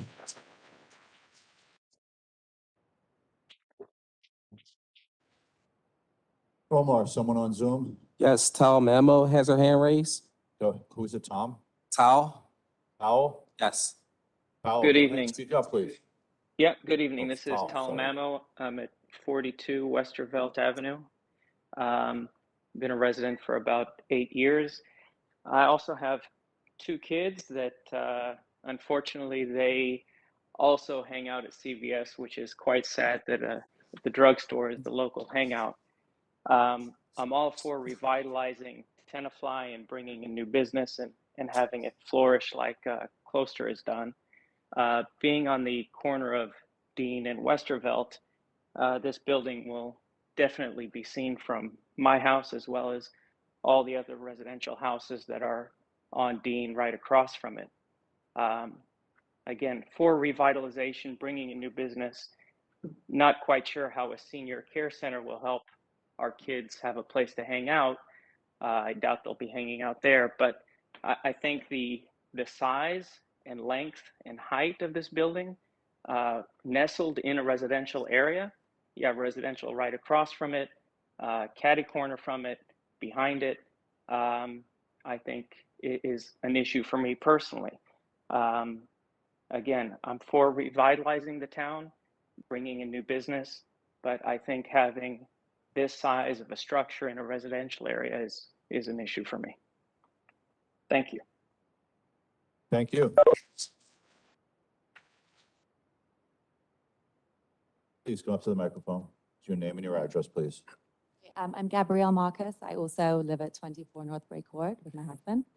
I think that, you know, discussing the difference between 4 stories, 5 stories, 6 stories, although it will become important down the road, ultimately it's just splitting hairs at this point. I think that it's really important for everyone to see how desperately this town is in need of some sort of revitalization. I actually was looking around the room, and in this room alone, you have so many amazing, successful businessmen, artists, business owners, and it's funny to me that not one of them actually does business within the town they live in. You have chefs, photographers, art gallery owners, husbands of successful retail stores, and they've all chosen Englewood, Closter, Presskill, different places to own their businesses. And from the people I've met who work in Tenafly and own businesses, most of them aren't residents. So I think it's interesting, to me, it's interesting that we're not attracting even our own residents to do business here. And I think by doing something to sort of spark the excitement and the interest in downtown, you know, if we don't have our own people opening businesses here, it's slightly concerning to me. So hopefully by bringing a hotel here, would just, you know, light a fire and create new life in this town. So thank you for your time. Thank you. Omar, who's out there on Zoom? Beatrice Martinez. Beatrice? Beatrice, go ahead, please. Yes, good evening. My name is Beatrice Pelaez Martinez. I live at 246 Engel Street, and I would like to express my concerns about the impact such a large structure would have in this town. There is nothing in this town that is this size. And even if the proposed architectural project will be examined and looked over by architects and municipal engineers, the impact of something on this scale is something I find very worrisome. It's a structure akin to ones that you would see on the sides of Route 4, or even some of the comparisons to Closter Commons. Closter Commons was always a shopping center that has been revitalized for that purpose.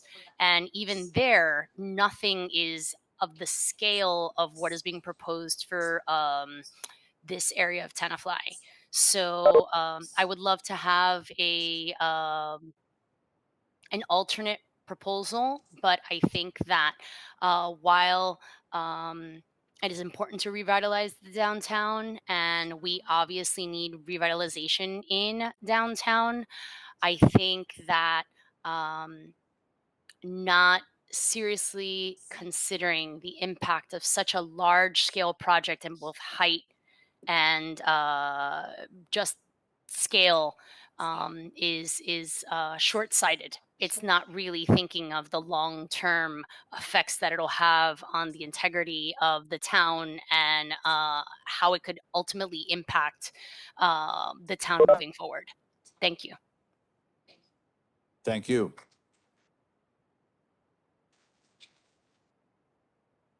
Step up to the microphone, please.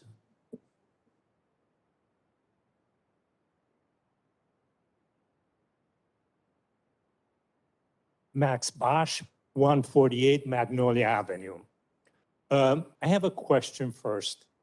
Who paid for the study for the master zoning study? Jeff, you want to answer that, please? The study was funded by the developer who put up an escrow with the borough. the borough then, or the planning board retain purchase engineering. Okay, so do I understand right that the developer paid the master, whatever planner, to put together a plan that came up with this existing 7-story building and whatever request for all the zoning overlaid and everything? Developer. So the established an- developer paid for that? Established an escrow so that when the borough professionals, including myself, the planner or the engineer work on this matter, gets funded by the escrow that was prepaid By the developer. Okay, But all right. it's all Thanks. All right. chosen by the borough. Okay, I appreciate. So the process we had here is that the developer paid for the plan, and the plan was then adapted as in conformance with our zoning regulation, in accordance with our document that the entire council received on what page is that, Jeff? Okay, 18, all right. And we have this process. Now, in northern New Jersey, there is no other town that has a requirement for a 6-story, 7-story, or even 5-story building, to the best of my knowledge. I guess they didn't go through this process, paying a planner to come to a planning board to get the approval so far. And we all know Englewood Cliffs, and we know that they're building up the headquarters of LG, one of the world's largest conglomerates, and have sales about $200 billion. And that huge building is a 4-story building. I guess they did not go to more than 4 stories, even though they are hundreds of billions of dollars company. They respected the zoning of the town at the time. The question we have here, at least in my mind, is not if the town wants the development of the Clinton Inn. Of course, we all want. It's not if the town wants a assisted living. Of course, we want. As a matter of fact, it's nothing new about an assisted living. We already have approved assisted living in Tenafly. We have a Brightview already, nothing new. But all of them have been approved within our zoning ordinances without having to override the zoning. And we have brought these breaches in. So the question in my mind is this holding the hotel development hostage to having a assisted living that has to be a certain height? Or there are two separate developments. One is the hotel, might as well get a hotel done. And the other one being the assisted living, get the assisted living done. But do we have to destroy our zoning in order to get this assisted living built? If you look in our town, it's not that we are afraid of new stuff. The hotel was here for 50 years. We have assisted living in town for, when was the last time we approved Brightview? About 5-7 years ago. Nothing new about that. The assisted living is not going to bring kids downtown. It's not going to create an area where the children can, I need 2 more minutes. 2 more minutes. Yeah, it's not going to create an area where the children are going to hang out. And let's see now, but it would be good to have the seniors and the children together because that creates better. But none of them is really true. It's just basically, hey, let's develop, and you know. So we all are in favor of developing the hotel. We all are in favor of developing the assisted living. Is this a way of holding the hotel hostage to get an assisted living that had a certain height? Or are they in agreement with basically following the regulation of the town? If you look at the Brightview, is almost 4 stories. We were in litigation with AMP Supermarkets for 7 years. And we created then the Park Plaza, and that's also 4 stories. The LG World Headquarters is also 4 stories. One more minute, Mark, and I'll go with that. And now this is a time for us to come together and get to an agreement. What is good for the town? It's too bad that this issue has created a tax on people that did not vote it for this during the planning board meetings. My final conclusion over here, we won the assisted living, we won the hotel, but let's make it within reason, and let's make sure that, like all the other buildings that we have, the Brightview, the Chabad House, the park, all of them are 4-story buildings, and we do not hold one hostage, and we do not try to make this the all and all of Tenafly. Thank you.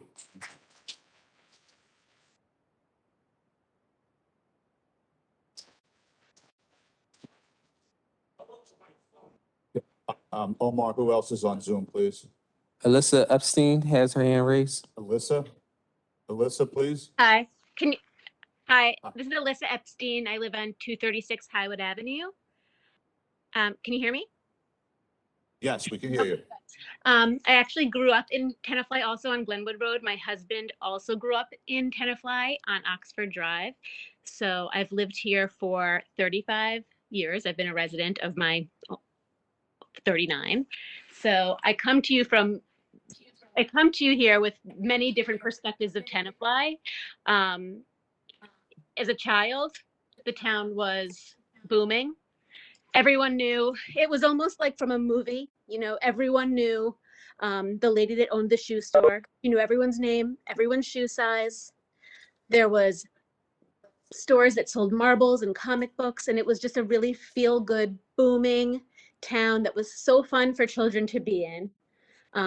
So if I was to come back to Tenafly after all these years and see what it was like, I think I would be heartbroken.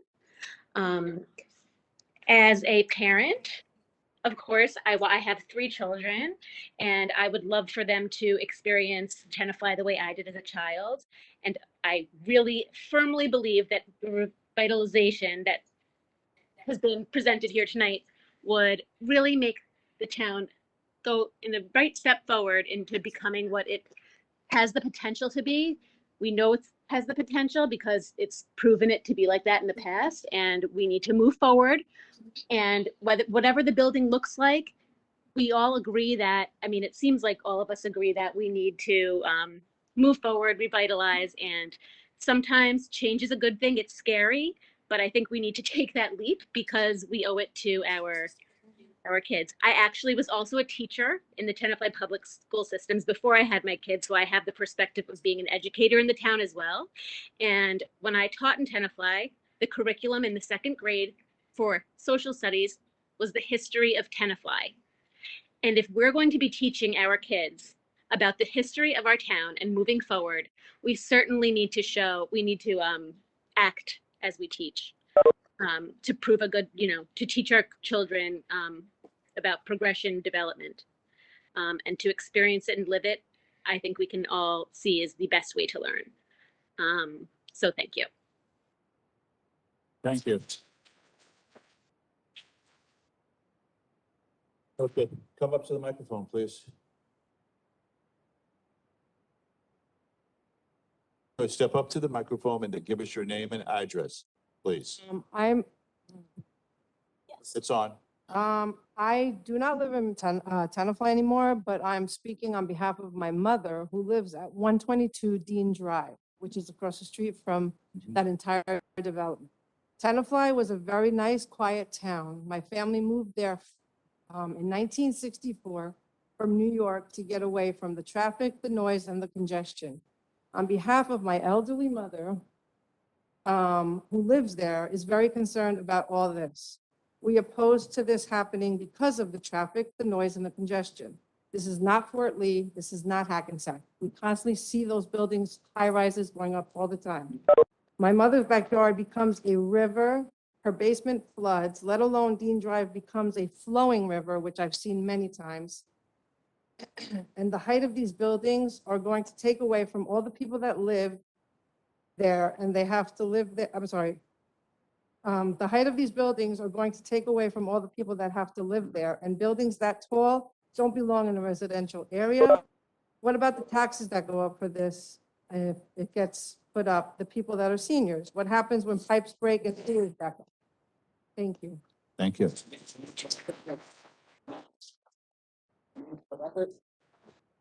My name is Kiki Callahan. Thank you. Omar, is there someone out on Zoom? Yes, Mayor. I have Jolie Lau with her hand raised. Jody? Jolie. Jolie, hi. Go ahead. Jolie?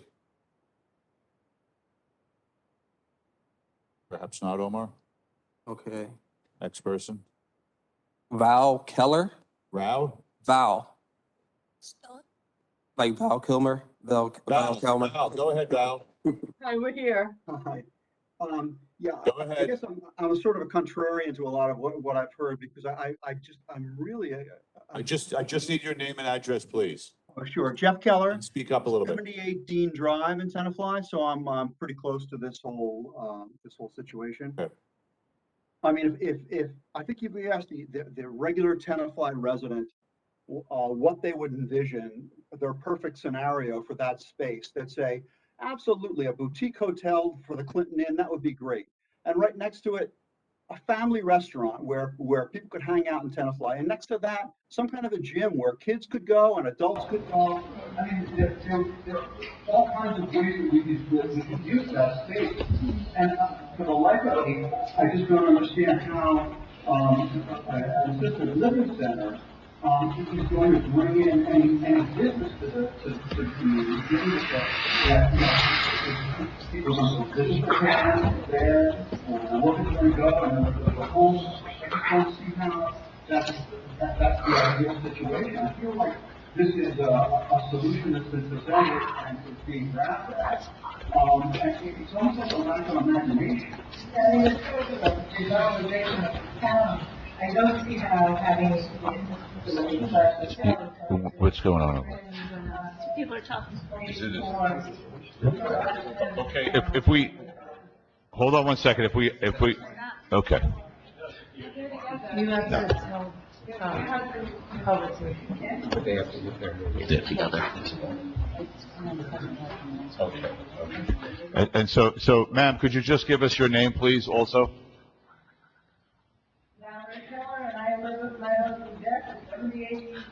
Okay, wonderful. Thank you. Just for any more comments? No, wait, from the couple that are speaking right now, then you'll be able to come up. Okay. All right. Thank you. All right, this gentleman was first and then Miss. Go ahead. I'm Jonathan Krieger. I live at 163 Highwood Avenue, and I'm amazed by what's going on here, because 2 weeks ago, I was on a call about the revitalization of Tenafly, and you'd have thought that this would have been welcomed with open arms. It seemed like it was exactly what this town needed. And it almost felt like some of the proposals that were shown revolved around this kind of concept. But I had no idea that this was what we were here to talk about. I came here because I wanted to see what this process looked like, because I'm the idiot who just signed a lease at 91 West Clinton, the 300-year-old building that I wanted to put a child and adult learning and wellness facility in. I've signed leases and got involved in projects in Manhattan that have taken half the time that this has taken. If people want to put money and build businesses in a town that, with all due respect, isn't thriving in terms of a downtown district, And that's not out of being disrespectful, it's the reality. You look at Englewood, you look at Closter, you look at any other suburb within 30 minutes of Manhattan, and it's thriving and booming, and this isn't. And yet I came in and said, let's throw down some money, let's get behind this thing, and let's do something great. I had no idea this oasis was being built next door, or trying to be built. If the intention is to attract entrepreneurs, to fill the vacancies, to bring energy to this place, I implore you, as somebody who has only been here 6 months, but would like to be here for 6 and 60 more years and bring up kids here, to do something about it. There are great entrepreneurs here. There are great people who want to put money into this place. Support them. Thank you. Thank you.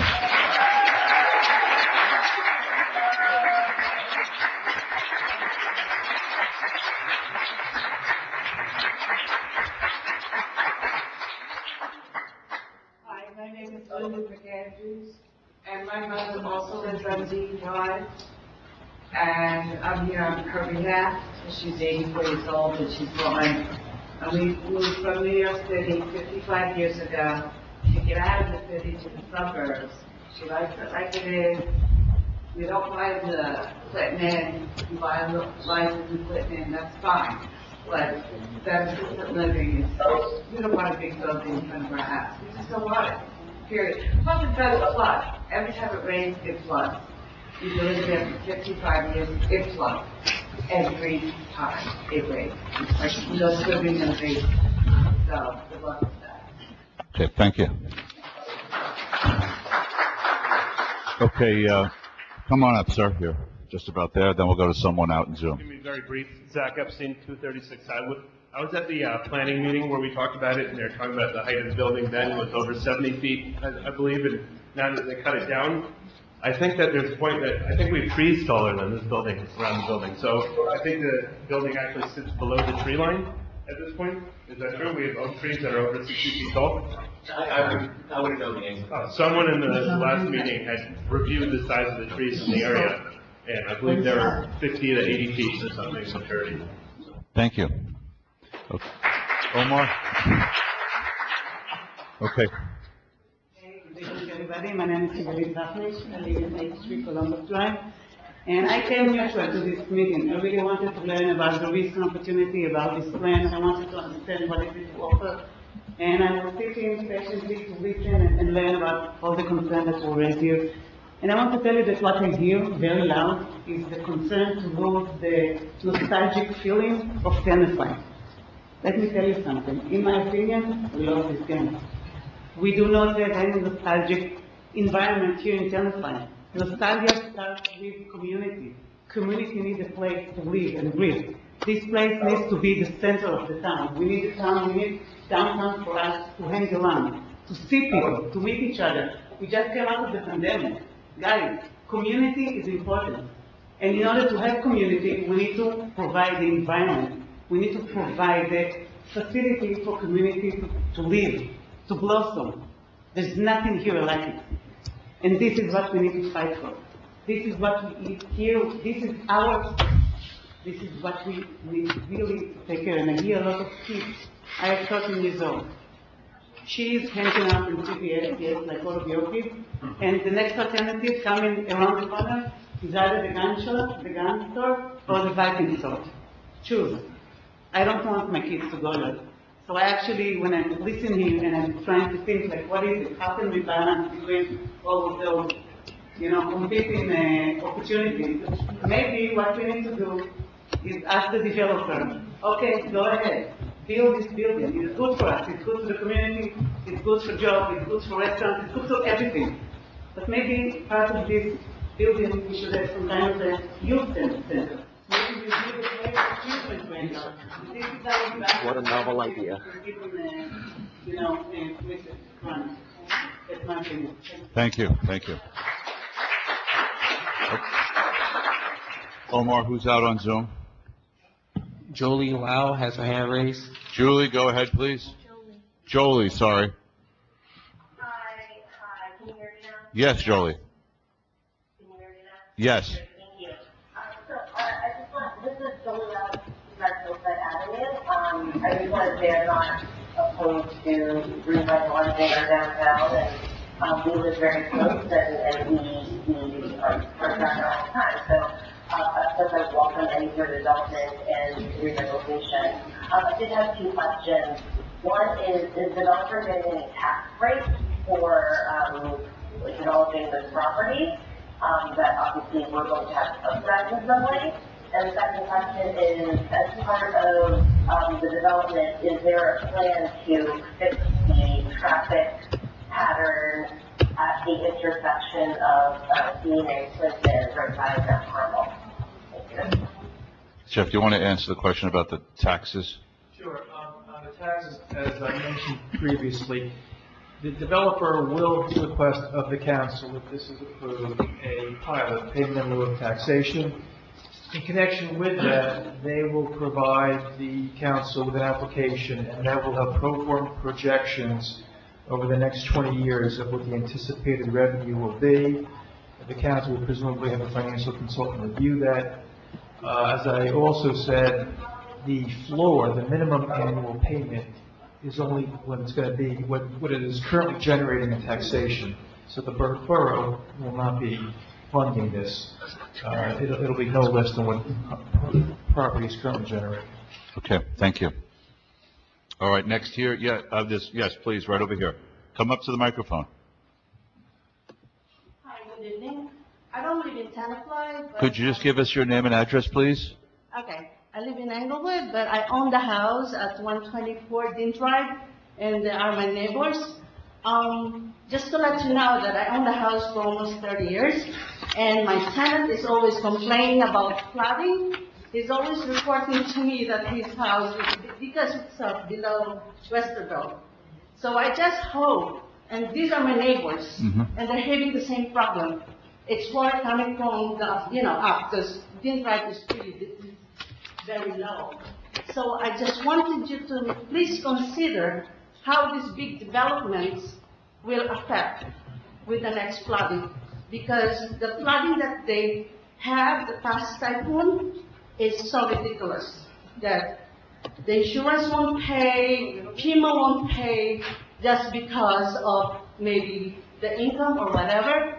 So please, that's all we're asking from that neighborhood. Please consider with this big development how it will affect again when it comes to flooding. Thank you. Thank you. May I have your name for the record, please, ma'am? Ma'am? Can we just have your name for the record? The clerk needs, yes, just your name, please. My name is Alejandra Santos, and I live at 163 Englewood, and I own the house at 124 Dean Drive, and they are my neighbors. Okay, very good. Thank you. Yeah. I live in 122, and that building is going to be in front of my eyes. 1 and 22. And the lady, what she said, that it's true. And nobody lives where we live. Okay? Thank you. Thank you. Thank you. Yes, sir. And your name and address, please. Josh Capon, 63 Homestead. I moved here 7 years ago due to the proximity of the city and mainly the schools. But most importantly, because of the community. And it's a wonderful community. And the community I'm honored to be a part of. I would personally love to see the community rally around what's taking place here. I lost my pops last year. He taught me one thing. Change is good, but you have to embrace change. And I think it's time for a change, especially in downtown. I don't mean to sound disrespectful. I think our downtown has very little offer. And I also don't think it's very pretty. It's not some place I want to spend the afternoon. It's not some place I want to walk around. I go to other towns, Piermont, Nyack, Montclair is wonderful, Livingston. There's not much going on. There's a Honda dealership. There's Simply Vietnamese. It's an empty lot. Respect to you for opening the bike shop down there. Hopefully those people that are going down 9W start coming through downtown Tenafly. Stop and Shop, there's nothing going on down there. Violin store. Listen, from what I understand, and correct me if I'm wrong, if this doesn't go through, this is going to be multifamily homes, right? That's what I've been told. It's going to be multifamily homes at 40 feet in height. I think we need that like a hole in the head. All right? I think we're much better off with a wonderful hotel. No disrespect to the inn. My dad stayed there when my son got bar mitzvah.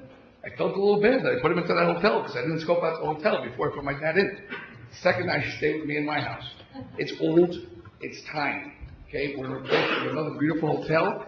For you guys who are complaining about the 15 feet, 12, 15 feet, you need the extra floor for the business to be profitable, okay? You need an extra floor of rooms, or how about we have our own little rainbow room on the top floor, completely enclosed in glass, capturing the magnificent sunset that Tenafly has to offer. We have one of the best photographers in the world over here. I personally don't belong to a country club here, so I can't host a celebration, whether it's a wedding or bar mitzvah at a country club. This would be the perfect place to do so, and I think it would be a really nice addition to the community. For the flooding aspect, the flooding, I live in a brand new house at the top of the hill. I've lost 3 basements through the last 3 storms.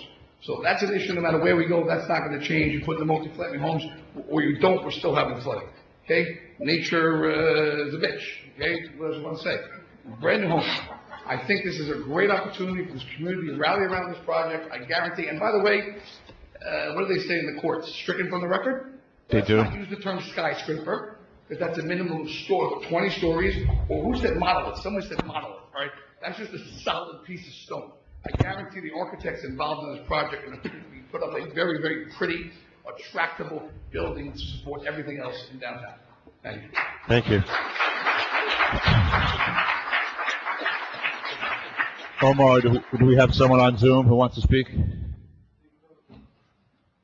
I see no other hands, Mayor. No other hands out there on Zoom? No. Okay. Do we have other, oh, yes, please come up to the microphone. Yes.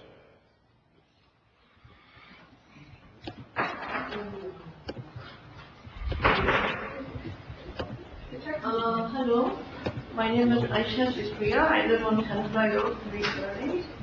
I've been living here for a long time, 1974, never come to any meeting. But I'm not against the nursing home or kindergarten and whatever, but the height was really very annoying to me personally. It's something personal. The way two-family house right behind my house, which was facing a little house of wing in front of it, on the avenue. And all of a sudden, there's 2 family houses block completely my sun, my trees. I cannot see this. This thing will completely block me, and I want not be happy. I want to live and die in my house, and that's it. It's something personal. Okay, thank you. And I see it as the fight between the young and the old. And I don't know how you will think that fight can help you get with children that will go to CBS, or the other guy to go to Vermont. Look at Inglewood. What business are good in Inglewood? Tenafly is good because the board kept it good, because of the laws, because of the zoning laws. I don't know, this was my, very personal. Thank you. Okay, Omar, anybody out there on Zoom still? No, I see no other hands, Mayor. Sir, please, come to the microphone. What's your name and address, please? Mike McCarthy, 183 Serpentine Road. I've been a resident since 2004. I support the revitalization of the downtown area. I would not support, don't like the idea of a 7 or 6 or 7 story building to do that. I think there are other ways of getting that done. Thank you, sir.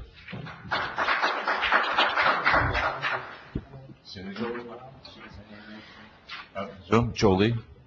Jolie, like to speak again? Maybe she put her hand down. She lowered it? Okay. Okay. Anyone? Does she want, Jolie, you there? Okay, so she's not responding. Okay, anyone else like to speak here in the room? And no one else out on Zoom? Okay, go ahead, Saved by the Bell. Go ahead. So thank you for addressing this question about the tax division. It sounds like you're saying that there isn't one. But I didn't hear an answer about the traffic pattern at Clinton and Dean. David, do you want to just address the traffic question? And Can you correct correct her first statement?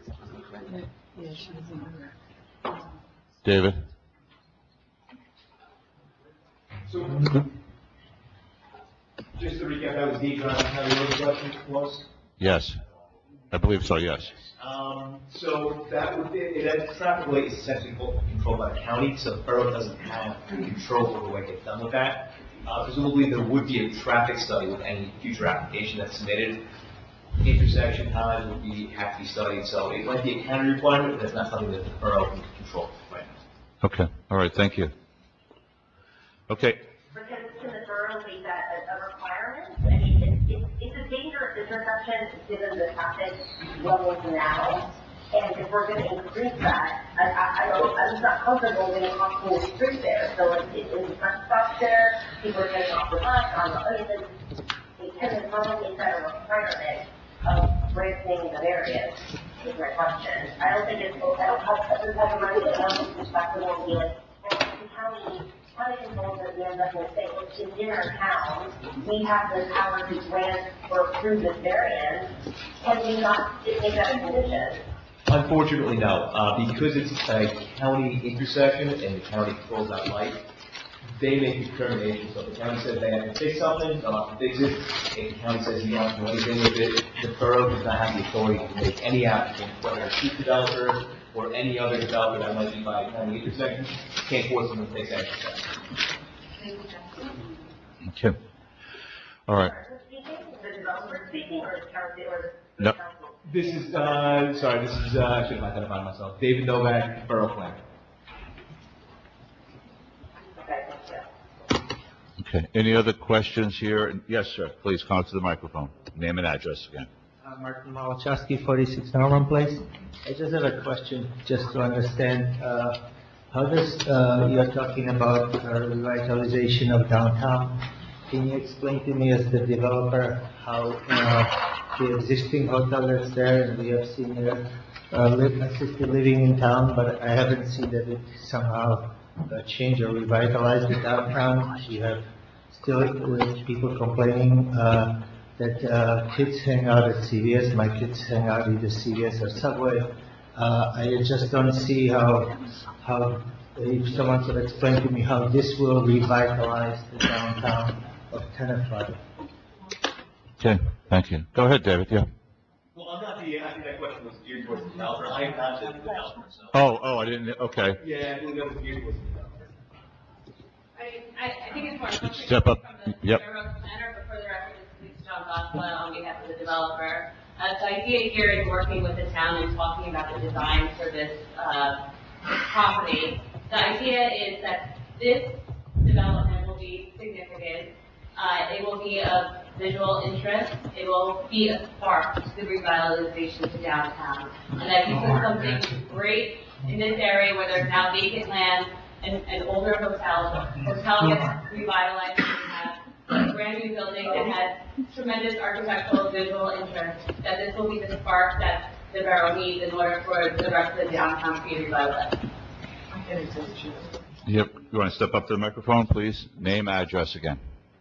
Christine Evron as president of the Chamber of Commerce, 39 Leroy. And the way the hotel revitalizes the downtown is we actually have or have had before COVID, a very thriving tourist industry here. Busloads of tourists come into the Clinton Inn, they stay overnight and they go into the city. And that's, I think it's about 3 times a week is what that used to be. Those busloads of people either in the Clinton Inn or they meet downtown, and our downtown is a little bit shabby. The light posts speak in English, they're correcting. We have a tourist industry. We have the New Jersey Greek Orthodox Cathedral. People come into that. They want a place to stay.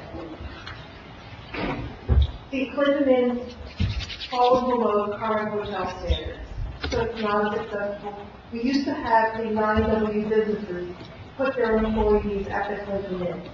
Those people aren't staying here anymore. Once it's revitalized, those people are coming in here with their families, staying at the Clinton Inn, and they're all just coming to the restaurants downtown. We've got 22 here. We have enough restaurants. We have people that come to the clinic that patronize our rental restaurants. That is how it helps or revitalize the center. And we have Thank you. a shortage of business owners wanting to come to Tenafly. Thank you, Christine. Thank you. Wait, hold on. Go ahead, David. Just to add that onto that as well.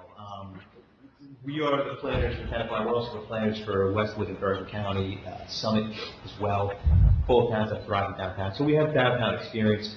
One of the biggest challenges is just simply getting bodies into downtown. You can look at any marketing analysis you want. You can look at any planning and zoning analysis. One of the challenges is just getting people into downtown. So that's the hope of this revitalization effort. If you get people into downtown, it'll be a spillover effect to other businesses. It's a basic concept, but it's one of the hardest ones to execute. Thank you. Yes, please. Gabrielle Marcus, 24 North Bridgeport. My question or my sort of thought is to the people who support the revitalization but yet don't necessarily support this specific project is what's the alternative? To my knowledge, there's not like a group of people lining up to throw money at our town, so I just don't understand why we would turn this offer down if it's really maybe the only offer or the best offer, and it seems like a great idea. And, again, beggars can't be choosers. It's a bird in the hand. I think that, if there were multiple offers on the table or ideas, then great, but it seems that this is the only developer who's stepped up to want to do something for us, so that's what I was thinking. Thank you. Thank you.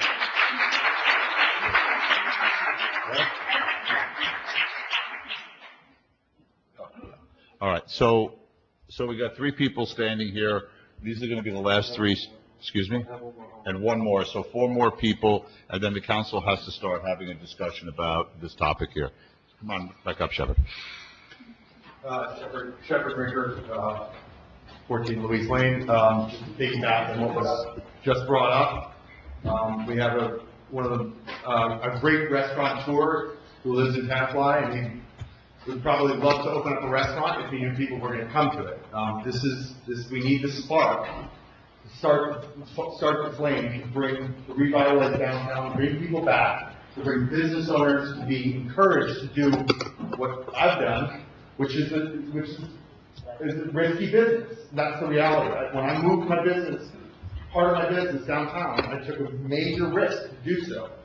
Is it paying off? So far, I'm getting, most of my clients are not from Tenafly. They're from surrounding towns. So yes, to some degree it is.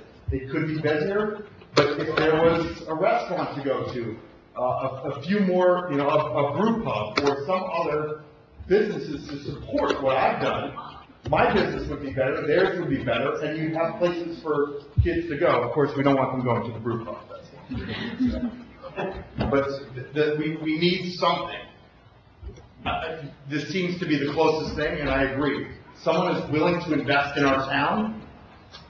It's not perfect, but it's pretty darn good. So, thank you. One more.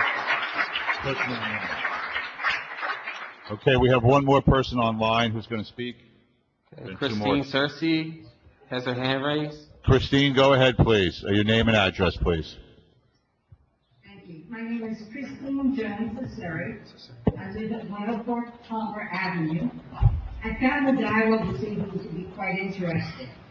Please know that I lived in Tenafly for 68 years, following my mother who lived in Tenafly for the majority of her life, and have been frankly quite blessed to raise my daughter in Tenafly, who is now 32 years old.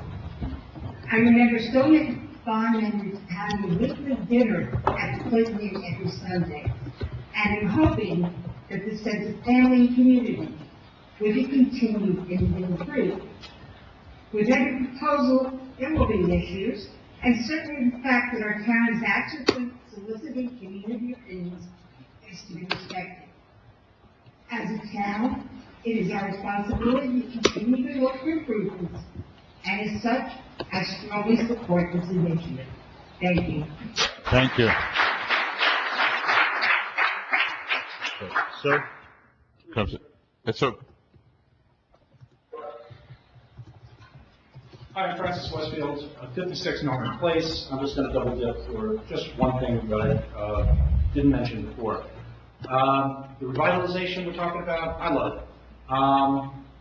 I am opposed to the height. I think it's just a little too tall. Again, thanks for bringing it down to that 65-foot level. I still think it needs to go a little more. But if we're talking about getting our town together, we're cleaning it up and sprucing it up.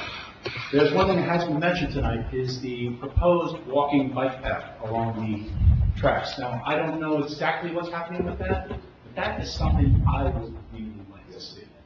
And since that is going to border the property in question, will the developer think about making access points at that level?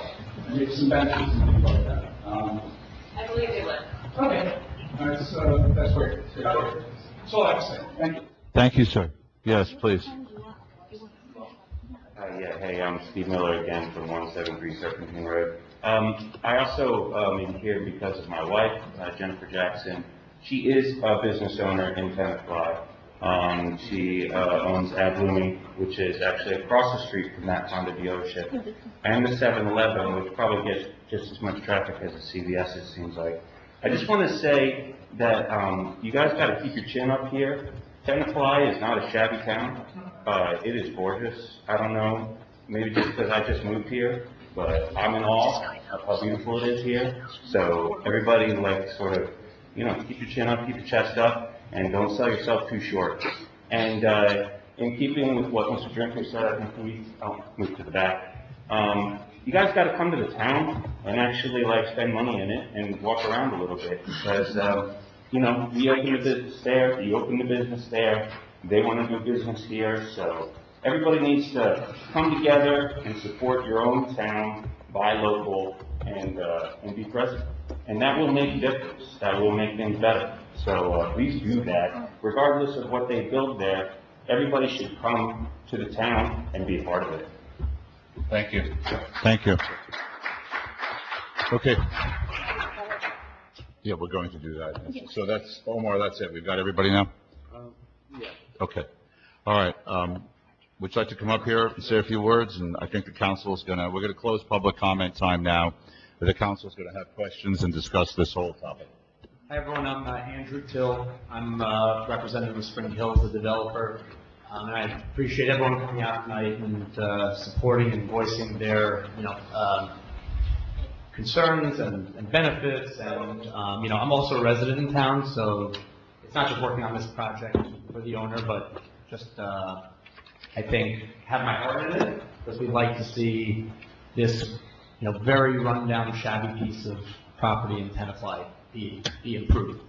One thing I think that was not addressed, too bad Max left so soon, but one thing that was not addressed was the driver of the height, right, for here. And I think that's one thing that I'd like the engineer to come back up here and tell everyone is about all the environmental impacts this site has. We have a stream in the back. We have a DEP water table restriction. We're not constructing or designing this, which I think we've come in with a significant height reduction tonight, because we do hear the concern. We're listening. We hear the council. We hear the public. So I don't know if the borough planner could come up and discuss that, but I think there's a connotation that the developer wants to build the height for no reason, right? But we have all of these pressures coming from the stream behind us and the water table issue below us that are pushing. These are not options, that we have options of getting rid of, because they're controlled by the New Jersey Department of Environmental Protection. So, when you're coming up here and whether you want growth in town, which I think we all do, and revitalization, it was great to hear that common interest amongst everyone. I want everyone to just clearly understand why the development is in the physical position. That's it. Okay, hold on. Go ahead, David, please. Yeah. Oh, I'm sorry, Banu, I didn't see. Go ahead. Go ahead, Banu. When you were looking at the property and considering, taking control of the property, did these things not were they not problems that you identified at the time? The water table issue is not. Yeah. Well, I'm gonna, Yeah. that's right. But so the water table issue is a very new issue that came through DEP. We're actually, we're benefiting from a residential application that was on this site to begin with, right? There were supposed to be apartments here. And that had the normal setbacks, okay? If I didn't have the water table issue, I could be coming here to you with a below-grade garage that would not count as a story. That would put us at we wouldn't be at 65 feet, we would be lower, right? And we would have 5 levels, we would be at 5 stories above grade.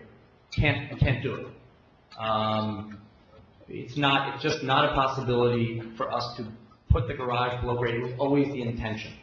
When we went to DEP, there were some new regulations, and it pushed the parking up. We have to have the parking to meet the, parking ratios.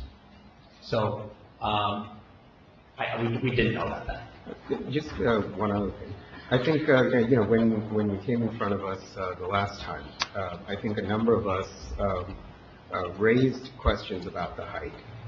And, it was considered at 7 stories back then.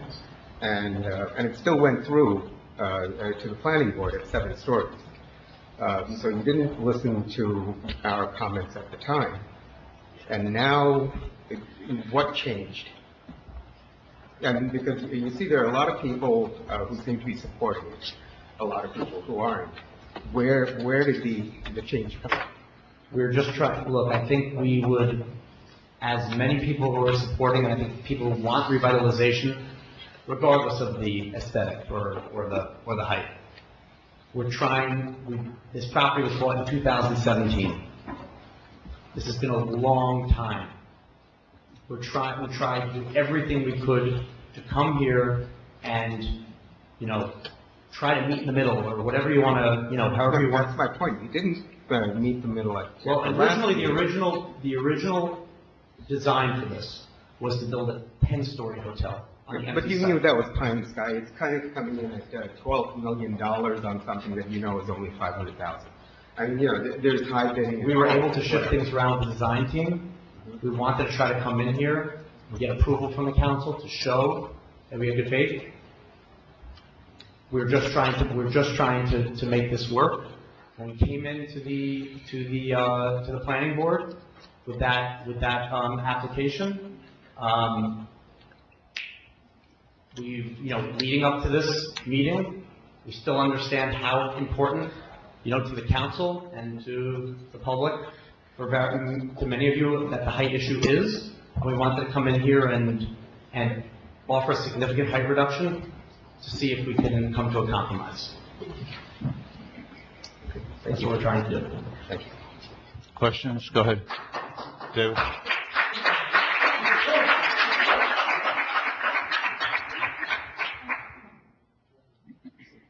Go ahead, David.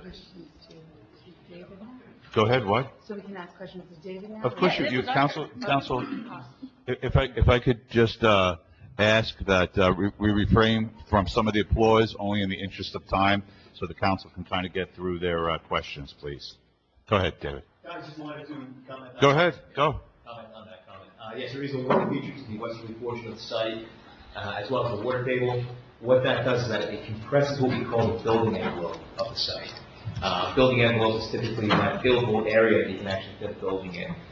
One of the other exacerbating features of the site would be its width. So at its widest point, measured from the rail line to the Dream Drive, you're looking at roughly around 210 feet. So when you factor in things like circulation, parking aisles, landscaping, not really dealing with the wide area. That's one of the other factors that pushes this building up. If you're looking for, the number of assisted living units in order to get the number of affordable units we're also looking for as well. Go ahead, Lauren, please. And then Julie. Andrew, thank you. David, I want to talk about the impervious coverage. The DEP is rather lax on the impervious coverage standards, although the new New Jersey stormwater guidelines will make that stricter. I would like to know what, if anything, your company or the company can do to reduce impervious coverage. And don't say nothing. Well, to just get back to your first statement, I don't know a lot of engineers or developers that would necessarily agree that the NJDEP is not stringent. That being said, when we worked on the area need redevelopment study for this site, we did look at all the records for the Clayton Inn site, and they only went back as far as 1963, which is when there was an addition to a restaurant there. As you mentioned, the New Jersey Department of Environmental Protection did come out with new stormwater regulations.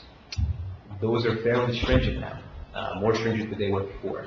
So anything that happens here, whether or not it's the assisted living facility and the hotel, whether it's some other use in the future, they're going to have to abide by those new, more stringent stormwater regulation rules.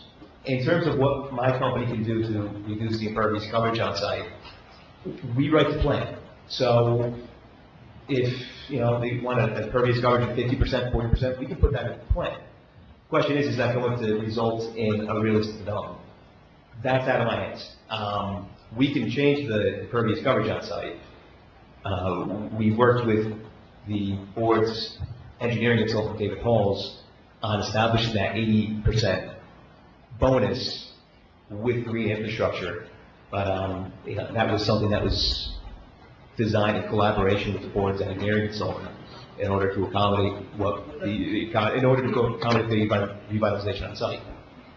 So some of the residents that spoke here today, I have personally been on the calls with them up and down the hill and through the town with flooding in their yards, with flooding runoff from neighboring properties, flooding basements.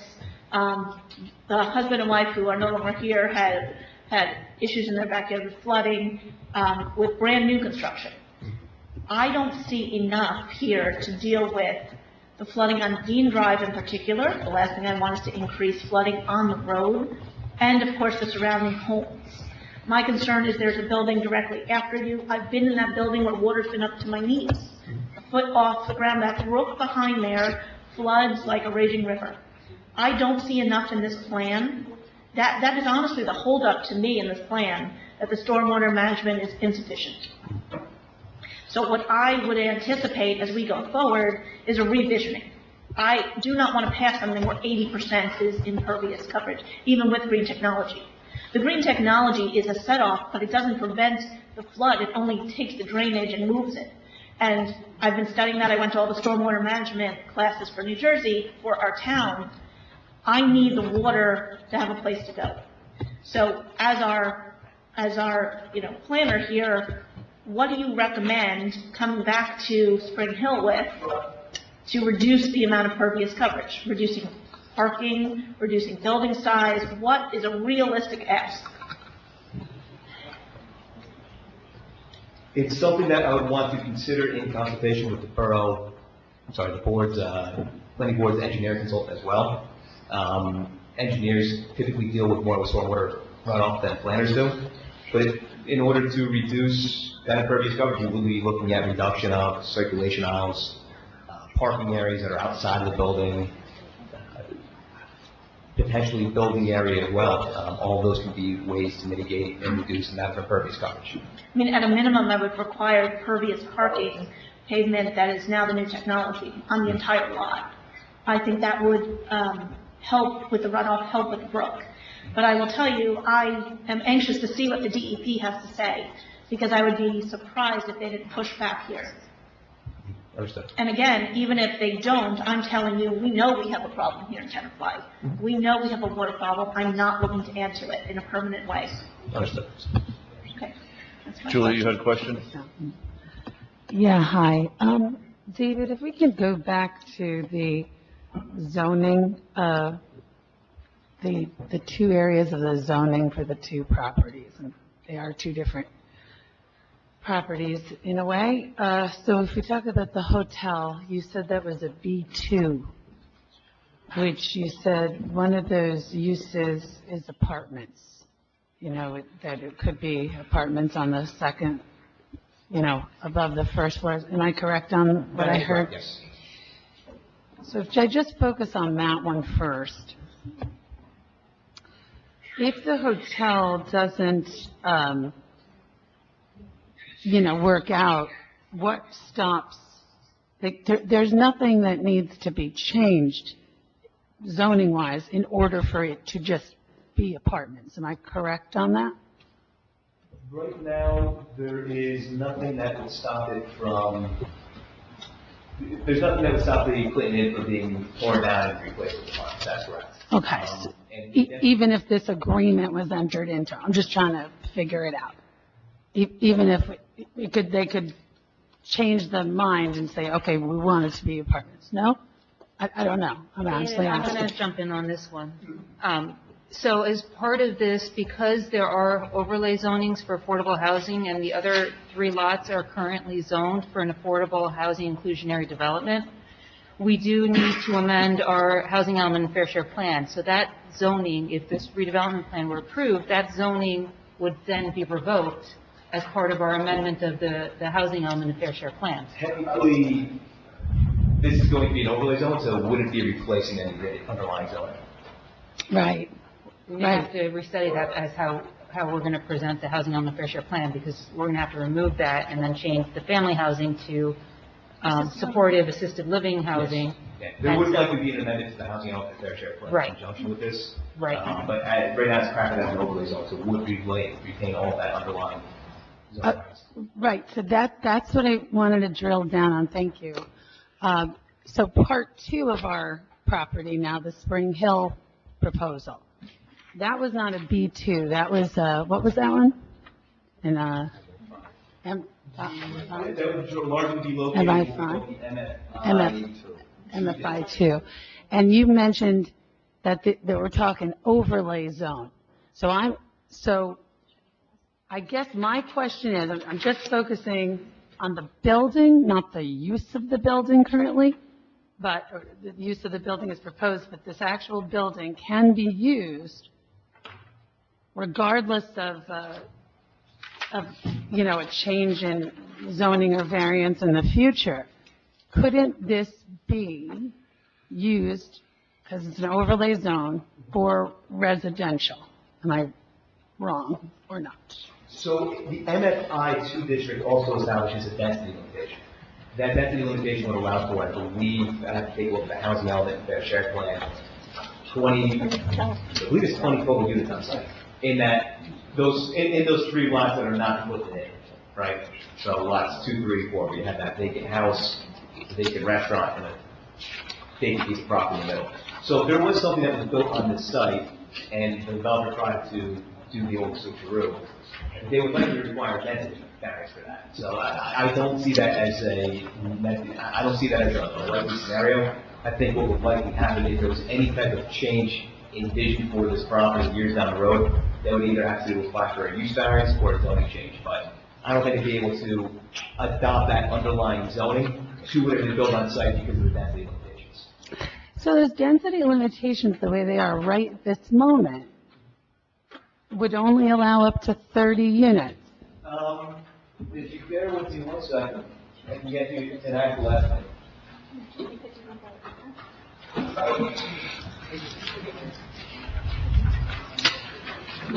So the vacant piece of property to the south of the parking deck. Got it. That can only accommodate 20 units right now with this current zone. There was an overlay zone that was also adopted for the Clinton Inn site that can accommodate, I believe that was 53 units altogether, I believe. So the sites are presently allowed for about, we'll say roughly 73 units or so. Thank you.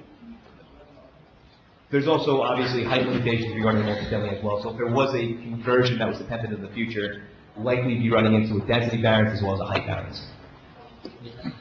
But before Mr. Zen speaks though, I guess, so clarifying my thinking, if this proceeded with these changes to what would currently be zoned there, then Now I have a new edifice, though. I've got to work within that, right? There's no going back in time, correct?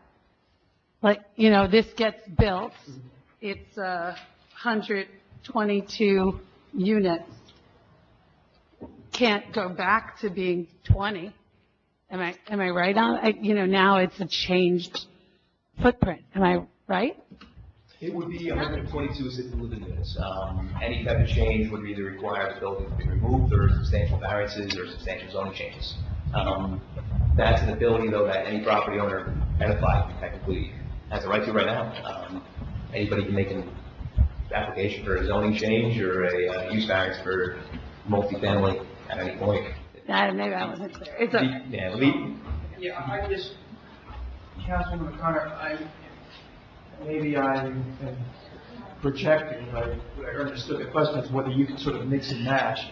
You can't mix and match. It's a unified redevelopment plan.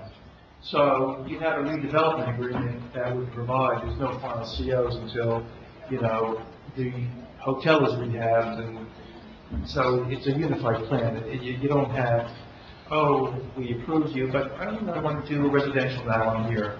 No, it's a unified plan. Questions, Council? Yes, Laura. Can I bring up Lisa and Andrew? Sorry. Thank you, Dave. I have a couple questions for them. I'm sorry, I'm bringing you up together because I'm not sure who has the correct answers. I hope that's okay. You brought up a developer.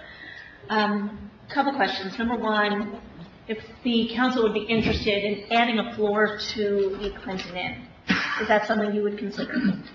Let me just explain we have studied the hotel and the viability of the hotel for a long time, for the last 2 years.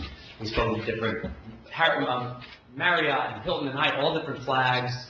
A boutique suburban hotel really cannot sustain business-wise at more than between 115 and 125 rooms. So currently, or let's just talk about before COVID, the Clinton Inn ran at about 70% occupancy. So if we went back to that, it would destroy the financial plan of the hotel, because if I built another floor of rooms, I'd just be building more vacancy than I already had. I'd be building on 70% of 160 rooms rather than 125, or how many rooms are, on the floor. So while I would absolutely love to build to expand on a piece of real estate, financially it would not be viable to add another floor of hotel rooms, because it's not like the hotel has ever run at 100% occupancy. So that would be difficult. Thank you. Does that make sense? Yes. Okay. Are there options that you can put within the hotel that would benefit the existing Tenafly residents? Sure, look. And by the way, Adam's question, I'm kind of stealing. Adam Sorry. stole from you. Look, I think one of the questions that was asked by someone over here was, how does this really benefit? And Christine did a good job of talking about the benefits of the hotel. The Clinton Inn has 2 vacant restaurants right now, and lots of basement space that can be repurposed. So, for example, I think if there was a use that would benefit retail use, or something that would benefit Tenafly, the gym, whatever, I'm not sure exactly. We're happy to speak to anyone who would like to come in. We also want to be very careful about the balance of cannibalizing. When we're looking at this as like a key to revitalization of downtown, we also want to make sure we're not cannibalizing existing business. So the intent here is to build this catalyst project that's not only going to, beautify and bring uses that are bringing more taxes to town, et cetera, but to allow, I think as Christine noted, busloads of people who would come in and stay to leave the hotel. I was by the hotel today, I saw, I don't know if it was 2 couples of friends or whatever.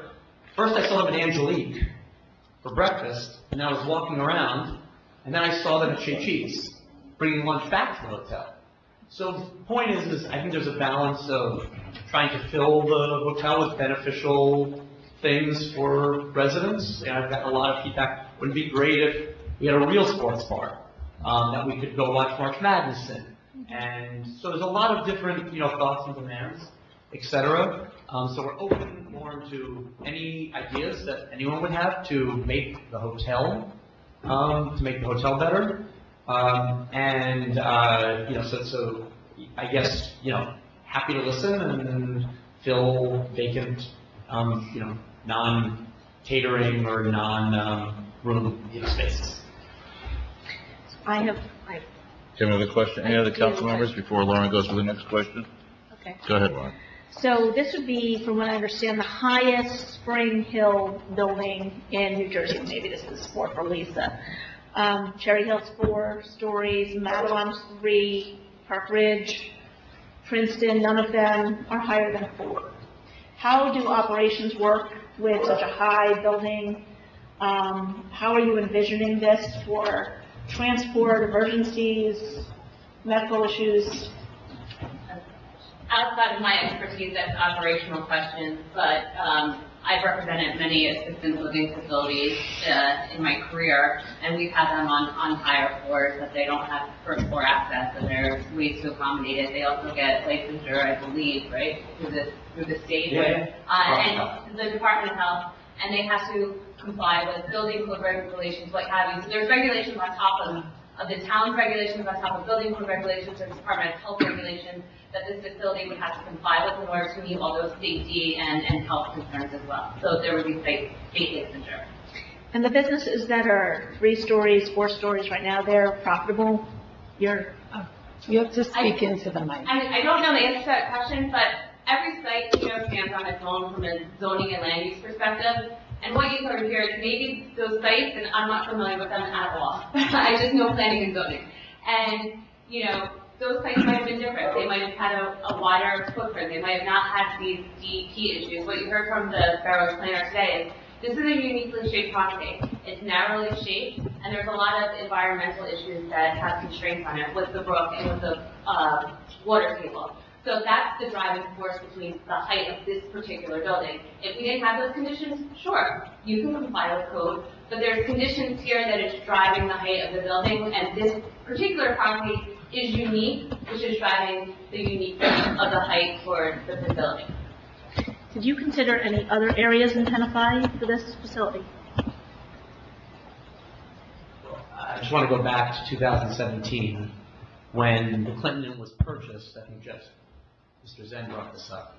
When the Clinton Inn was purchased to convert it to assisted living, and the mayor, and I wasn't involved at the time, but I believe the current mayor at the time and potentially council, but maybe not, said, please, we need our beloved hotel. First time I've heard of it called the Grand Dome, but that's a lot of firsts. Anyway, so that was when, and you were referring to some of the Spring Hills properties where they have converted existing old hotels into assisted living. That was originally the business plan. Spring Hills, being a good neighbor, listened and did everything they could to buy that site next door so they could put a hotel there. That hotel was not viable. So Menon brought up 10 stories, that just wasn't a viable plan. So the plan was switched so that the hotel could remain a hotel that was so important and is part of the economics of the deal, right? Can't afford to put $15 million into the Clinton Inn, which is what it needs, without building the assisted living. It doesn't work. I mean, Max was asking, and I wasn't able to address them in enough time. But they're not 2 separate things, right? This is one project. One has to be built to finance the improvement of the other, and if it's one has to be finished to get the C of O, it's one project, it's one ownership. So I don't think the intention originally was to own the lot next door in 2017, but it was pretty much demanded, requested, asked, demanded, whatever you want to call it, that a hotel in Tenafly stays, and that's how important it was to the town. And that's what Spring Hills is trying to achieve. Anything else? Questions? Dan, Jeff, you have questions? I'll ask another. I guess keep going, Lauren. Keep going. Sorry. So you've heard many residents come in concerned about the height. As we stand here today, are you willing to make any more changes to that? With the requirement of the massive renovation of the hotel, I don't see how that's possible. I just don't. It's going to be, the Clinton Inn is falling apart. It's not just improvements with beautification inside. It's everything about the hotel. The whole thing needs to really, really be gutted. Plumbing, roofs, you name it. So we tried everything we could. We worked with our design team to condense rooms and change unit counts to come here with, as I said, a substantial height decrease. And we basically gotten to a breaking point. To be able to do this one project. If the council today doesn't agree to that height, what is your plan? Well, most likely we're going to have to start the closure of the Clinton Inn, because Spring Hills loses tens of thousands of dollars every month trying to keep it open because it was kind of the intention. So that'll have to be first. And I think either we will or someone else will rely on the residential zoning there, and either Spring Hills will come with an application for a residential and affordable development, or we'll sell the site to a residential developer, or whoever, we'll do whatever we need to do, but we can't do this forever. So. And that's the corporate position? She's just representing the company. That is the corporate position. So we just can't lose money every month. So now that you've owned the Clinton Inn for since what year? 17. 17.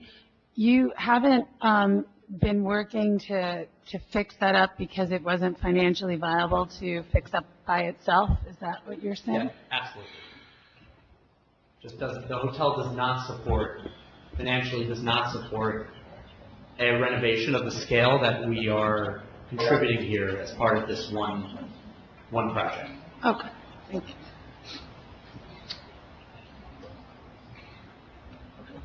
I can keep going. Another question, Lauren? I can keep going. I want to talk about the parking in town. We have some applications for some smaller apartment buildings in town. They are seeking parking. They would be your competition, I think, for certain lots. What is your plan for overflow parking? I do anticipate and hope that your residents will have numerous family members and visitors. So what is your plan if those 80 spots are... So the overflow parking is really dedicated to the large banquet events, not the assisted living. Assisted living residents don't generally drive. And I think it's really important to understand, and when hopefully we get to the planning board and we'll submit a traffic study, but I think it's really important to understand what the traffic demands are of assisted living, which are really on off-peak hours. Staff for the Spring Hills facilities come to work at 6 a.m., 2 p.m., and 11 p.m. So those are the ins and outs of traffic to the assisted living.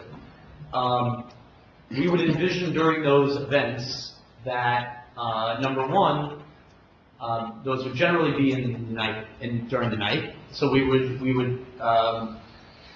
envision that based on all the other assisted living communities, the parking garages are pretty sparsely filled at night. Number two, unbeknownst to me, there was already a handshake agreement with the funeral home across the street. They allowed for overflow parking for years and years and years because the hotel allowed them to park hearses in the garage during. So that's a big spot. That's a big infill for us. Additionally, we've spoken to Mount Carmel. They alone can handle the overflow. And I think something that's really beneficial to everyone we're talking about is that we're not doing this for free. We're paying for on the nights that we're doing, we're generating revenue for those organizations, the church, the funeral home, etc., to do that. We've also spoken to Juma. We've also spoken to some of the other businesses on Franklin. We were indicated before the planning board meeting to kind of stay away from the municipal lots because there were other applicants looking at this. And just from a technical standpoint, we're meeting on-site all the requirements for the hotel rooms and for the assisted living, for the parking ratios. And the parking ratios for assisted living is dictated by the state, but that's what they include in. And also, as part of the site plan application that would come further down the line, if the board, if the council was inclined to adopt this redevelopment plan, is we would have to establish that off-site parking as part of our application. That off-site parking, as stated by the planning board's attorney earlier, is that by the borough's planner, that there is a code provision in your code today that allows for off-site parking. But as part of the site plan application, we would have to demonstrate and show specific leases for specific periods of time in order to get that approval as well. Any other questions from the council? I have a question though for, Julie's for going to Jeff. ask the next question. Probably for Jeff Zen, but also maybe David. No, you could both come up if you want.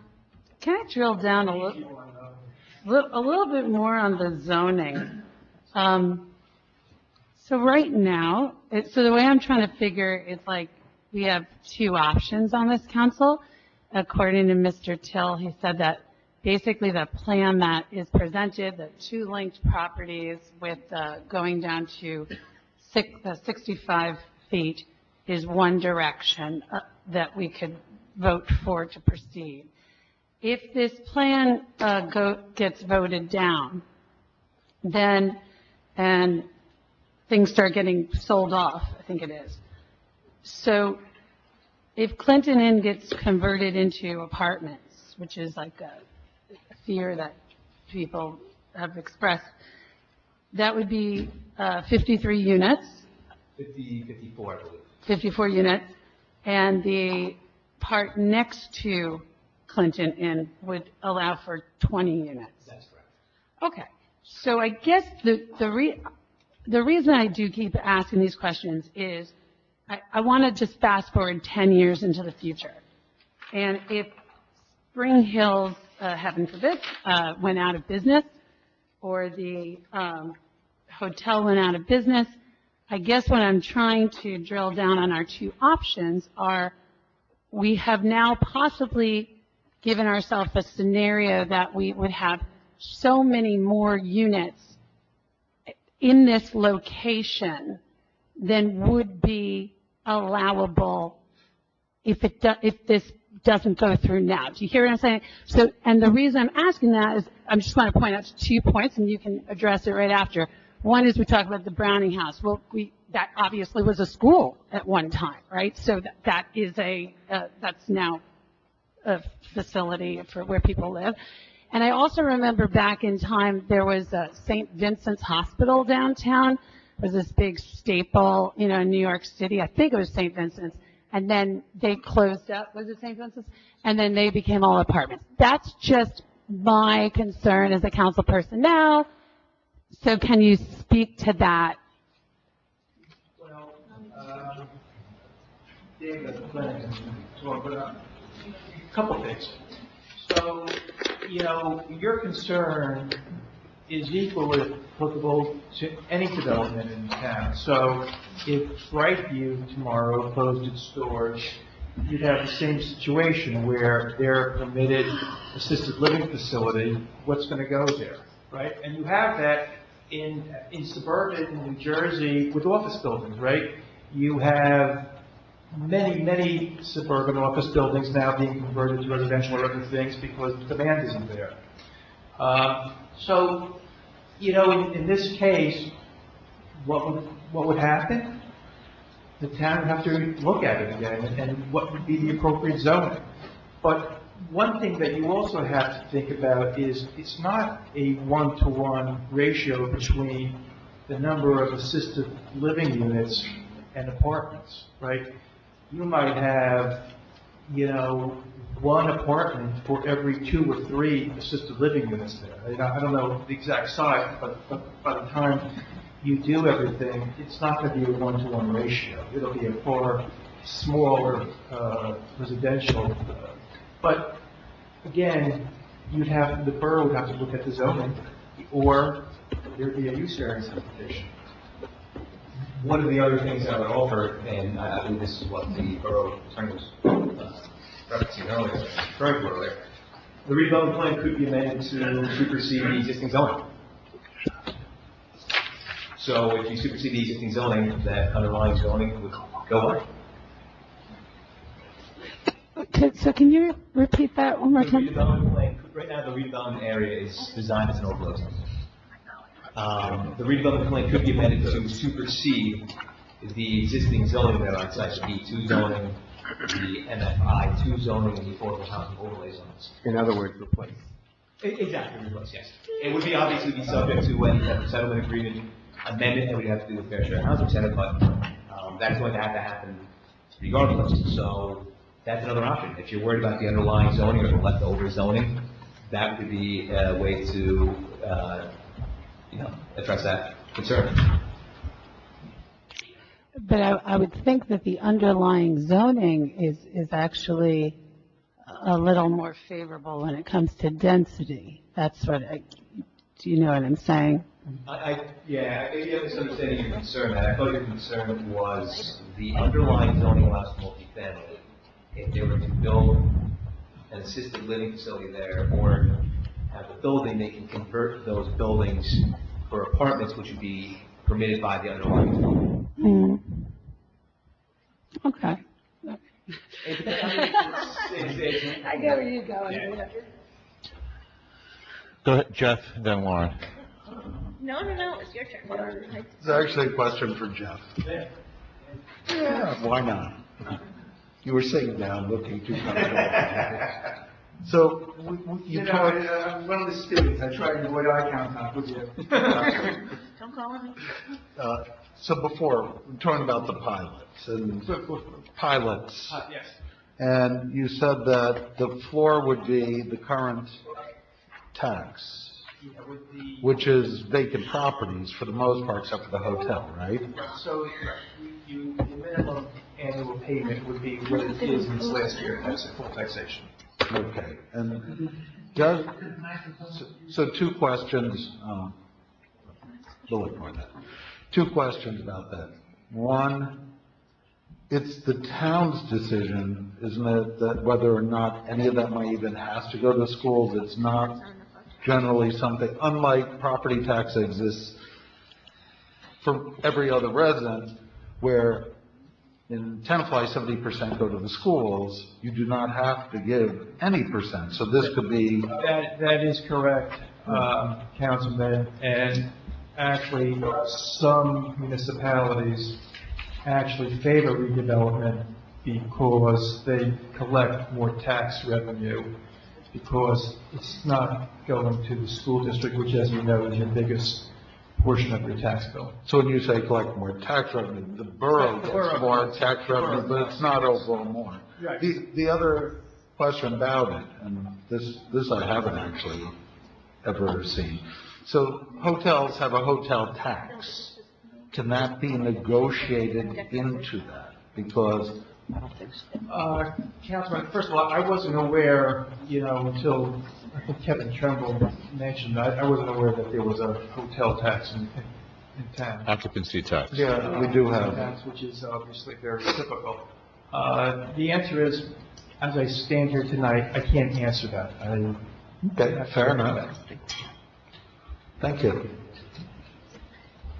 Lauren, please. I have some nitpicky stuff that I'd like to I have to say, my gut tells me it's not part of the real estate tax, so I think. No, the occupancy tax is separate from the real estate So my tax. gut tells me Councilman Grossman is probably going to stay in existence. So I have some aesthetic and details that I just want to go to it. So, the landscaping along the brook is typically regulated in our town.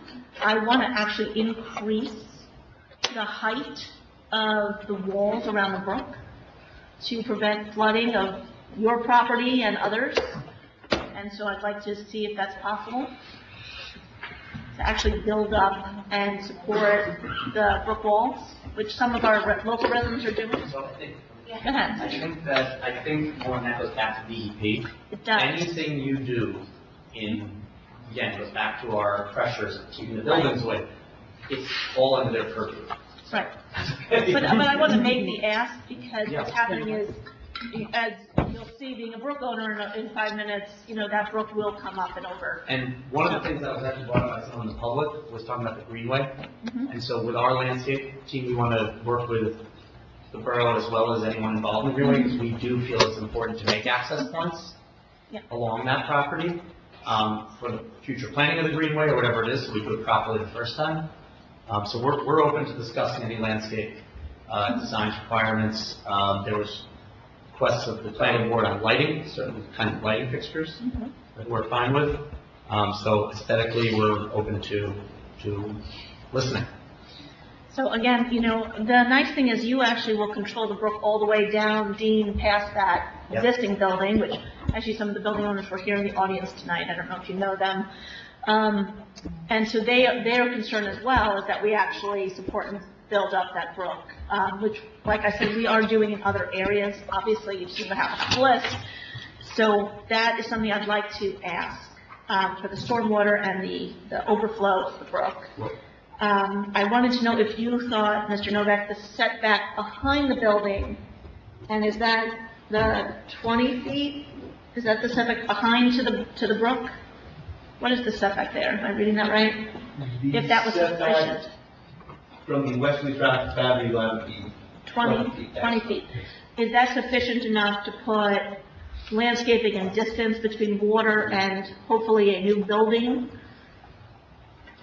Or do you think water would reach it out of the brook? I mean, we had that brook flooding through, up over that property into Dean Drive and down. So we have done an initial stream study there, just so everyone understands. The stream is running from behind the dentist doctor's office.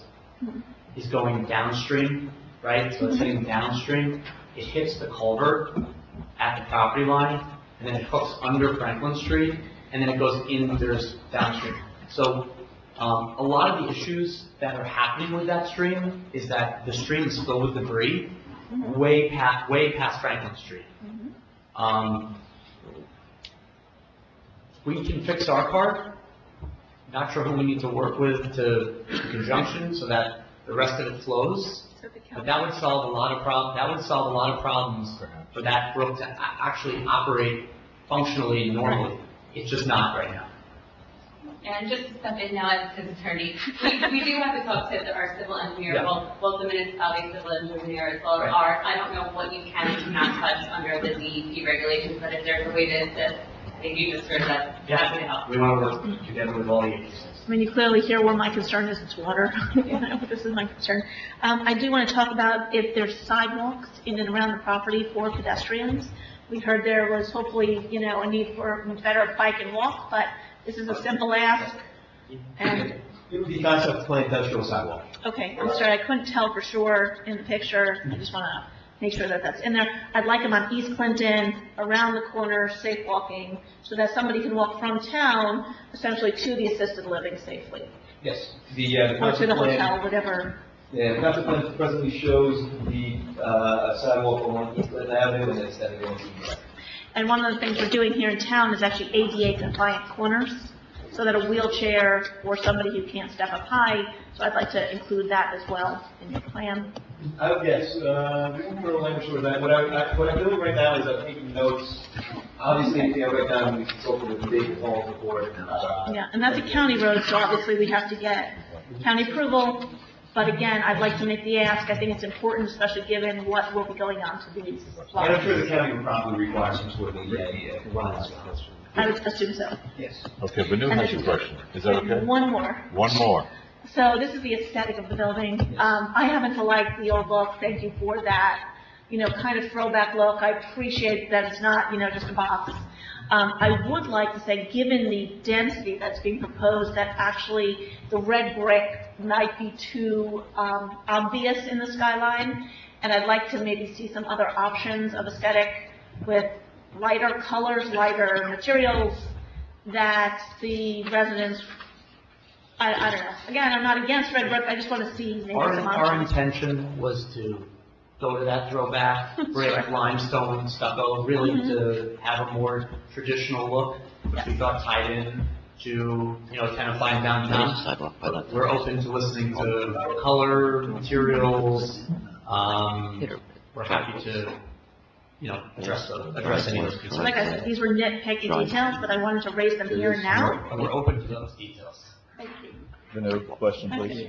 I'm not sure who this should be addressed to, but about a couple of years ago, a large number of trees from from 3 other properties were cut down.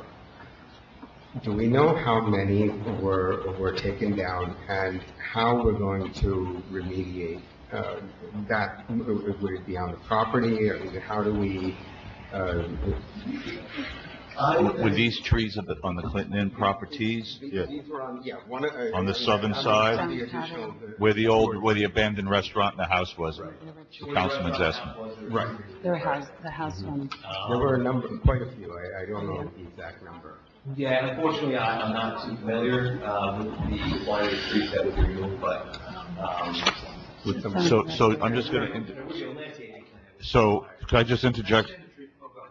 So I'm going to interject that the trees would have required tree removal permits, and when the DPW director goes out to check those trees, there's a record, there's escrow, there's a whole process to keep track of the number of trees, the type of trees that are taken down.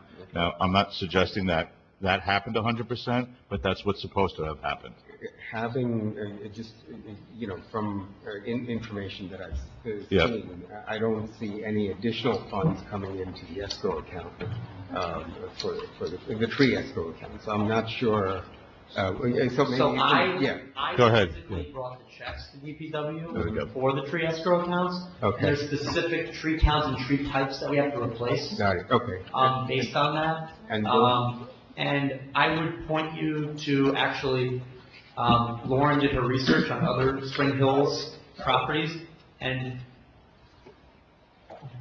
they spend exorbitant amount of money on landscaping. Mm-hmm. It's unbelievable. Yeah, that's great. So that will definitely be over the top, way above and beyond what is required under the tree permits. No, I mean, I was concerned because, when you're talking about 80%, impervious, there isn't much space left to plant trees. And if there's so many trees. One of the things also that Spring Hills does, and I think this, Lauren, goes back to your point. I'm listening. Is this you?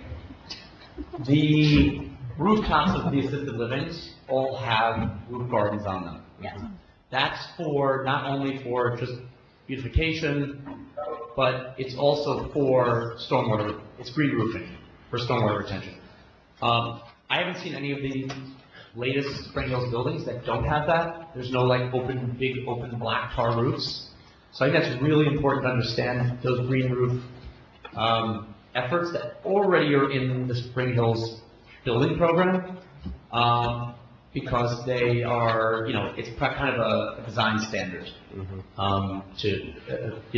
today. So that came up a lot, and that's already in the plan. So I just wanted to focus on that. Lauren, you have a question? You done, I'm sorry. Lauren, go ahead, please. I want to talk about the distance between the buildings. I do find them close, but maybe I'm reading the plan wrong. So can someone kind of break down the distance? Because again, you're going to have hotel rooms on this side, assisted living. They could see each other, So I don't more on that side. So the distance now is very similar to the distance between the parking decks. And there are no windows. There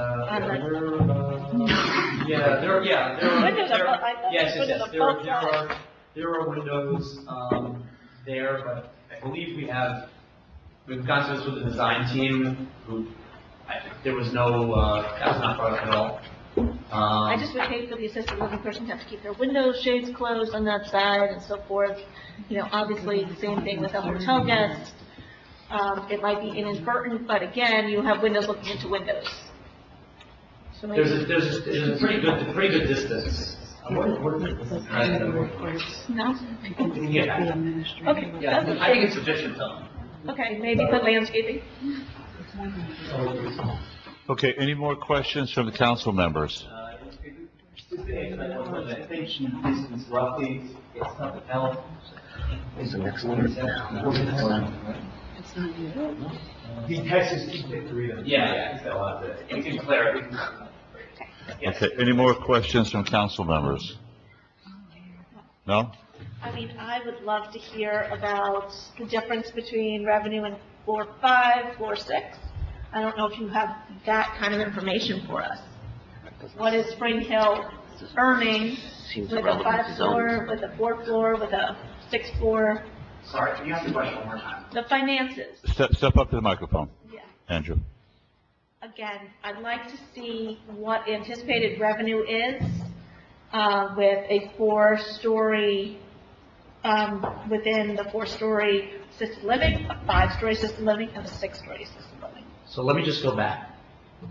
The assisted living on its own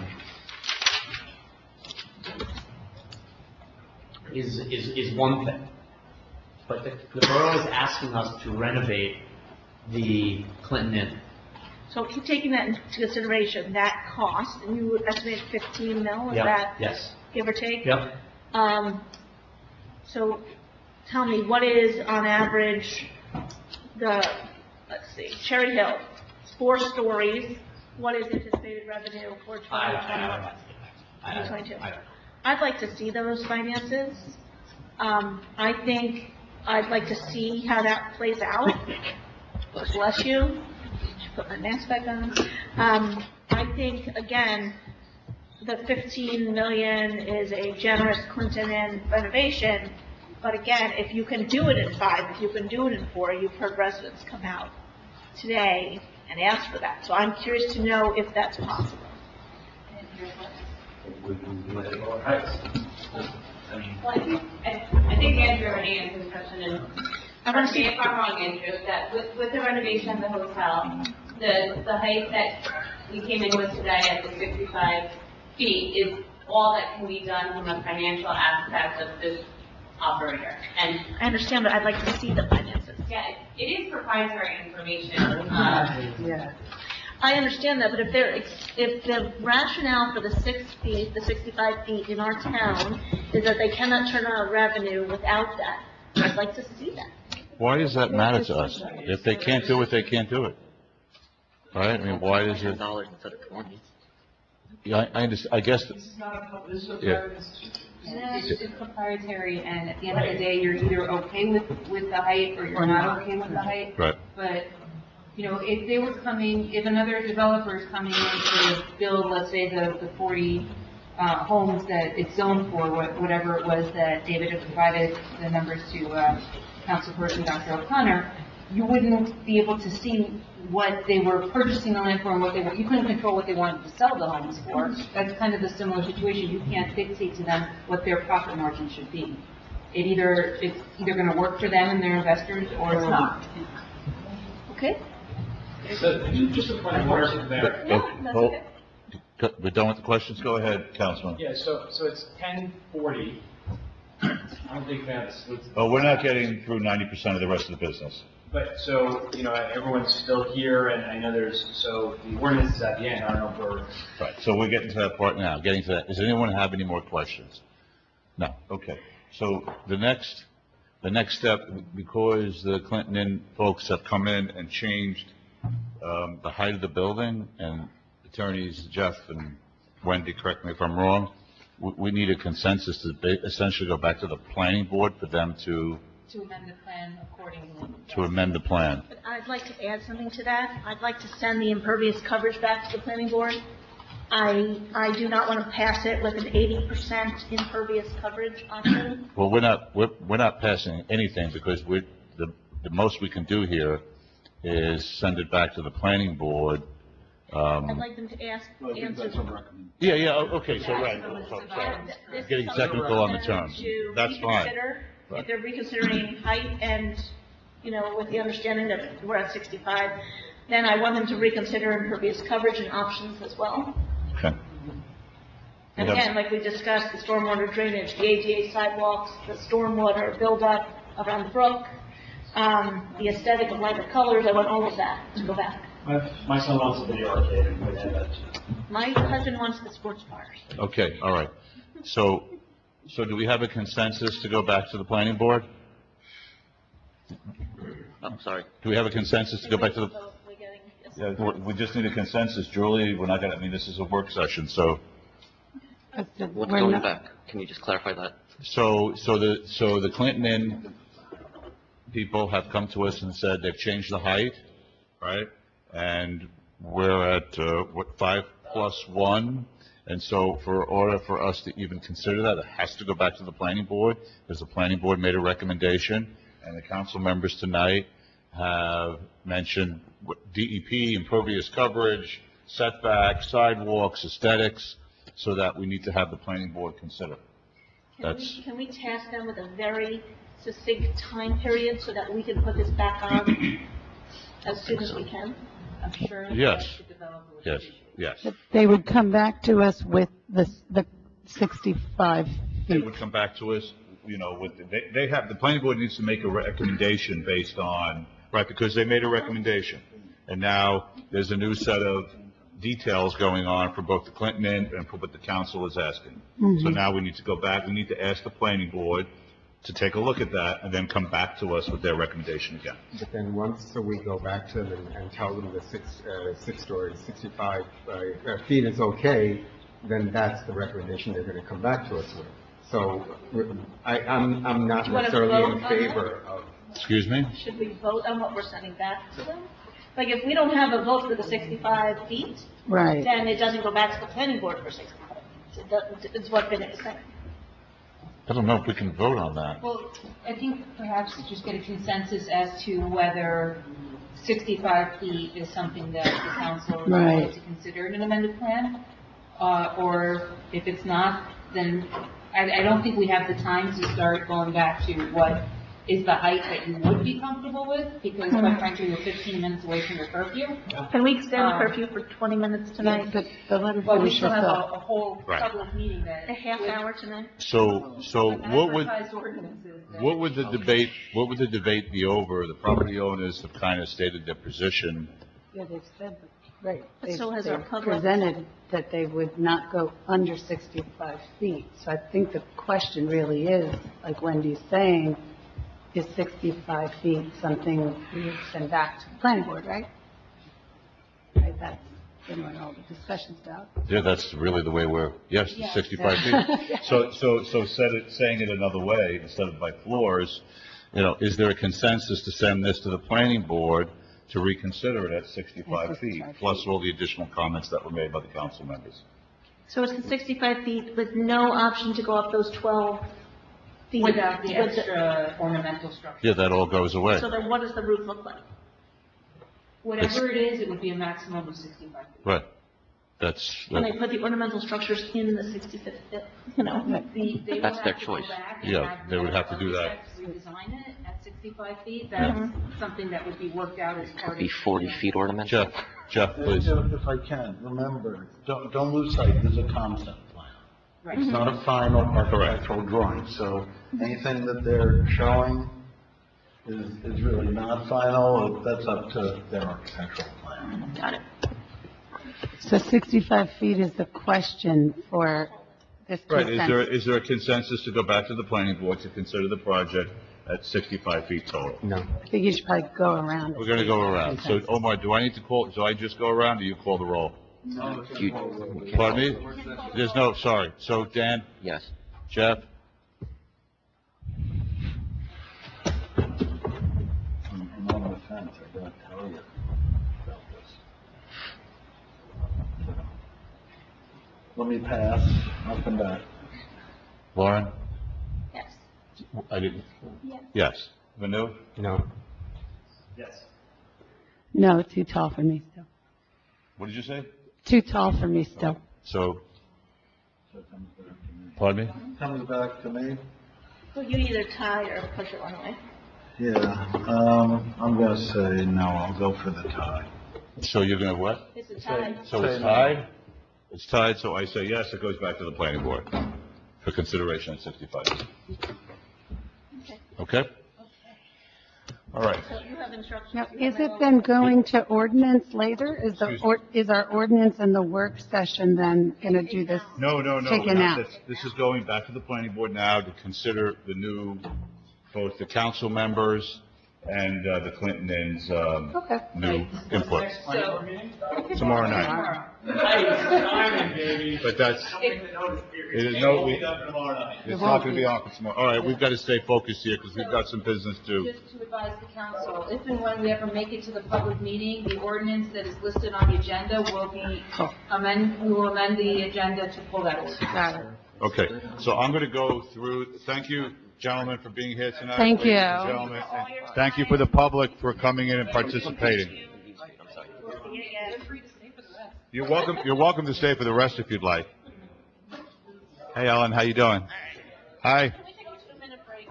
2-minute break. Okay, quick. 1 minute. All right, I'm going to explain what we're going to be doing. So, council members, okay, we're still in a work session. Just because we've got some business we have to do tonight, I am going to push a fair amount of stuff to the next meeting.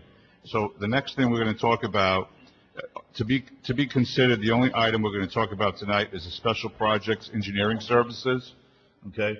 And this is to hire the special projects engineer.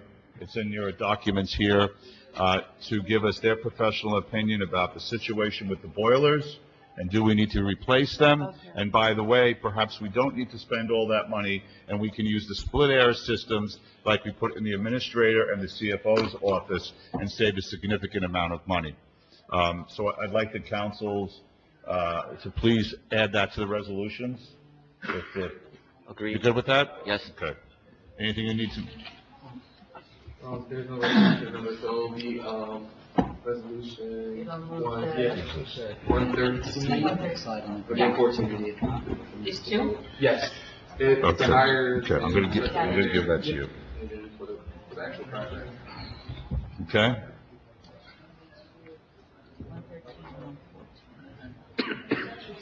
All right. We're going to push the outdoor seating rules and the memorial for residents. As important as that is, we need to give that its own time for consideration. I don't want to rush through that. And we're going to go to the administrator's report and cover one item that the administrator is going to bring up regarding grants that we don't want to miss the deadline for. Go ahead, Jimmy. Yeah, thank you, Mayor. So at the last couple meetings, the engineer has been present and advised and presented some of the grant opportunities, the 4 various grant opportunities available through the county. And I provided some feedback from council members and also department supervisors in my administrator's report, although not all of them are eligible. I did list them, and I can shortlist the ones that are eligible. A decision would have to be made tonight among the council if we want the engineer to be able to submit the letter of interest by April 8th. Why does it have to be made tonight, though? Because I know April 8th, but don't we have another meeting before April 8th? You know, because obviously it's been such a busy time. Well, yeah, I mean, we have to give them enough time to be able to prepare. But I guess I'm a little concerned on the time, you know, because we have a lot of nice ideas here. I know we got to zero down on one, and I thought maybe there was the opportunity at our next scheduled, the non-budgetary one. Do you know what I mean? We do have. What does this grant do? Well, the letter of interest has to be submitted April 8th. That's just the letter, but then the other thing is after that. Like I think Do the you actual. need more time to consider it? Yeah, I would think we need maybe a little more. Add it as an item for this Saturday's budget meeting? Can we for public or? Public meeting, the budget meeting.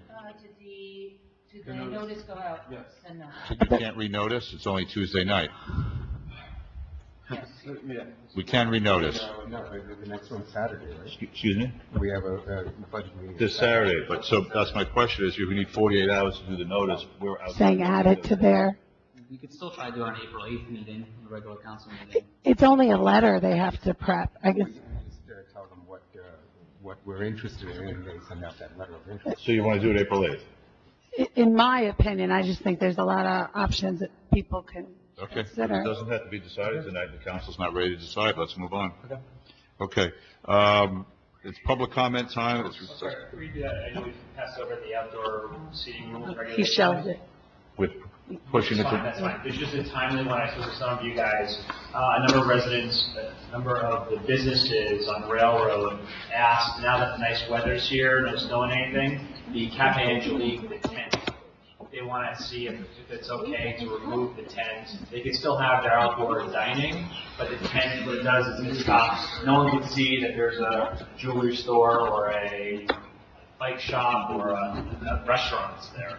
So if it's okay with everybody, Well, the tent was only there because of the weather, right? Yeah. The bad weather? I agree. You agree, Vanu? Julie? Yeah. Yep. Yeah. Okay, that's, Could you please ask Cassidy or Jimmy if you could just let Angelique know that they have to remove the... Is that something they were responsible for, or did we? Yeah, it's there. Okay. no, it's their turn. Understood. Okay, it's public comment time. Audience members wishing to address the governing body will have a 3-minute time limit to address. On the committee of the whole agenda, large groups are asked to have a spokesperson represent them. Is there anyone here who would like to speak? Go ahead, please.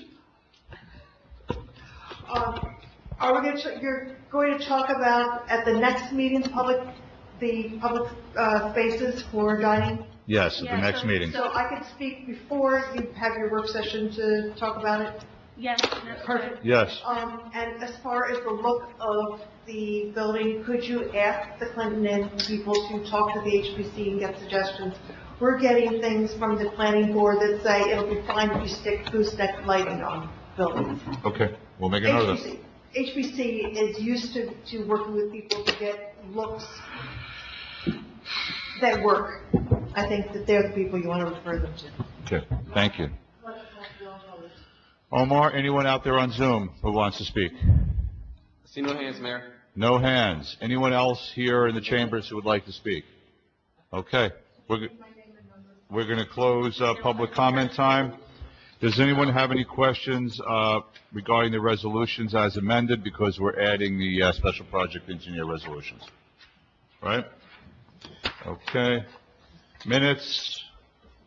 For the good of the order, old business, we're going to move to the next meeting. Can I get a motion to adjourn work session? Could I have, all in favor? Aye. Okay. Give me a I second. would like to maybe talk about the extending the curfew for the 15 minutes past 11. Oh, okay. Okay. We have All right, in compliance with the Open Public Meetings Act, PL 1975, Chapter 231, the notice requirements have been satisfied. The meeting dates for the year are confirmed at the annual meeting, are posted in the bulletin board in the lobby of the Municipal Center, and published in the record within the first 10 days of the new year. Salute to the flag. I pledge allegiance to the flag of the United States of America, to the republic for which it stands, one nation, under God, indivisible, with liberty and justice for all. Okay, Omar, can I have a roll call, please? Councilmember Dayton? Here. Councilmember Grossman? Here. Councilmember Menon? Here. Councilmember Michaels? Councilmember Dr. O'Connor? Here. Councilmember Park? Here. Mayor Zinna? Here. Can I have a motion to approve the minutes of March 8th? So moved. Second. Okay. What? Okay. Okay, so can I have a roll call, please? I thought we all did. Too many people talking, hold on a second. Approval of minutes. So we're approving the minutes. Do you have a motion to approve the minutes? So moved. The second. Second. Roll call? All in favor? Okay, what are the revisions to the agenda, please? Revisions to the agenda, Mayor, are the addition of 2 resolutions to the consent agenda, resolutions 22-113 and 22-114, as well as the removal of ordinance 22-04. Okay. All right, thank you. Public comment time again. Audience members wishing to speak will have a 3-minute time limit to address the governing body. Is there anyone here who would like to speak to the governing body? Looks like no one here in the chambers, Omar. Anyone on Zoom? No hands, Mayor. Okay, we're going to close public comment time. Could I have a motion to approve the consent agenda as amended, resolutions R2294 through R22-114, please? So moved. Second. Have a roll call, please. Councilmember Dayton? Yes. Councilmember Grossman? Yes. Councilmember Menon? Yes. Councilmember Michaels? Yes. Councilmember Dr. O'Connor? Yes. Councilmember Park? Yes. With great disappointment for everyone, we're going to postpone the committee reports to the next meeting, and we're going to introduce some new ordinances. Excuse me? We're trying to get what now? Okay. Yeah. All right. 2205, Councilman Park, would you like to make a motion to introduce, please? And I move to introduce and pass on first reading ordinance 2205 and set the hearing for April 5th, 2022 at 8 p.m. or as soon thereafter. Could I have a second, please? Second. Omar, can you please read the title of the ordinance and conduct the roll call? Sure. Ordinance number 2205, an ordinance to amend the title, salary, wage, or compensation of the employees of the Tenafly Administrative Employees Bargaining Unit for the calendar years 2020, 2021, 2022, and 2023.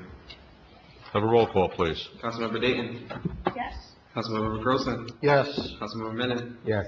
Councilmember Michaels? Yes. Councilmember Dr. O'Connor? Yes. Councilmember Park? Yes.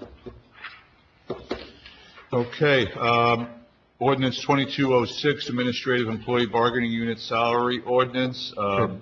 Councilwoman Dr. O'Connor, would you like to read that, please? I'm sorry, 1 second. Councilman Menon, do you have a question? Sorry, with 2204, I didn't want to catch that. That's That's King Drive. Right. It gets pulled. Oh, it gets pulled, yes. Okay, Councilwoman Dr. O'Connor?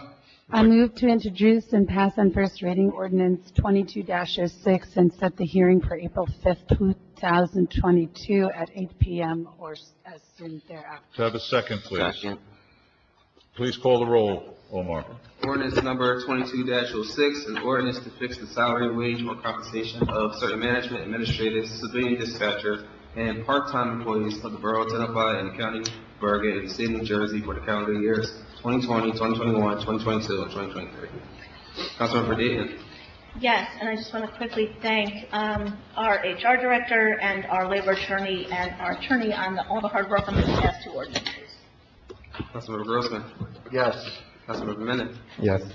Councilmember Michaels? Yes. Councilmember Dr. O'Connor? Yes. Councilmember Park? Yes. Okay, thank you. For Mayor's remarks, the only thing I'm going to talk about is to thank the council and the members of the public that were here and are here and that were out in the world of Zoom who had input and comments and questions on the Clinton Inn plan this evening. It's a lot of hard work. It's worth it.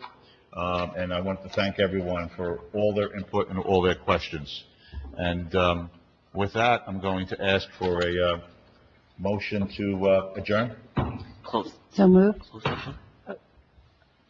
Second? Second. All in favor? I do the same thing I told you that I never would. I told you I changed.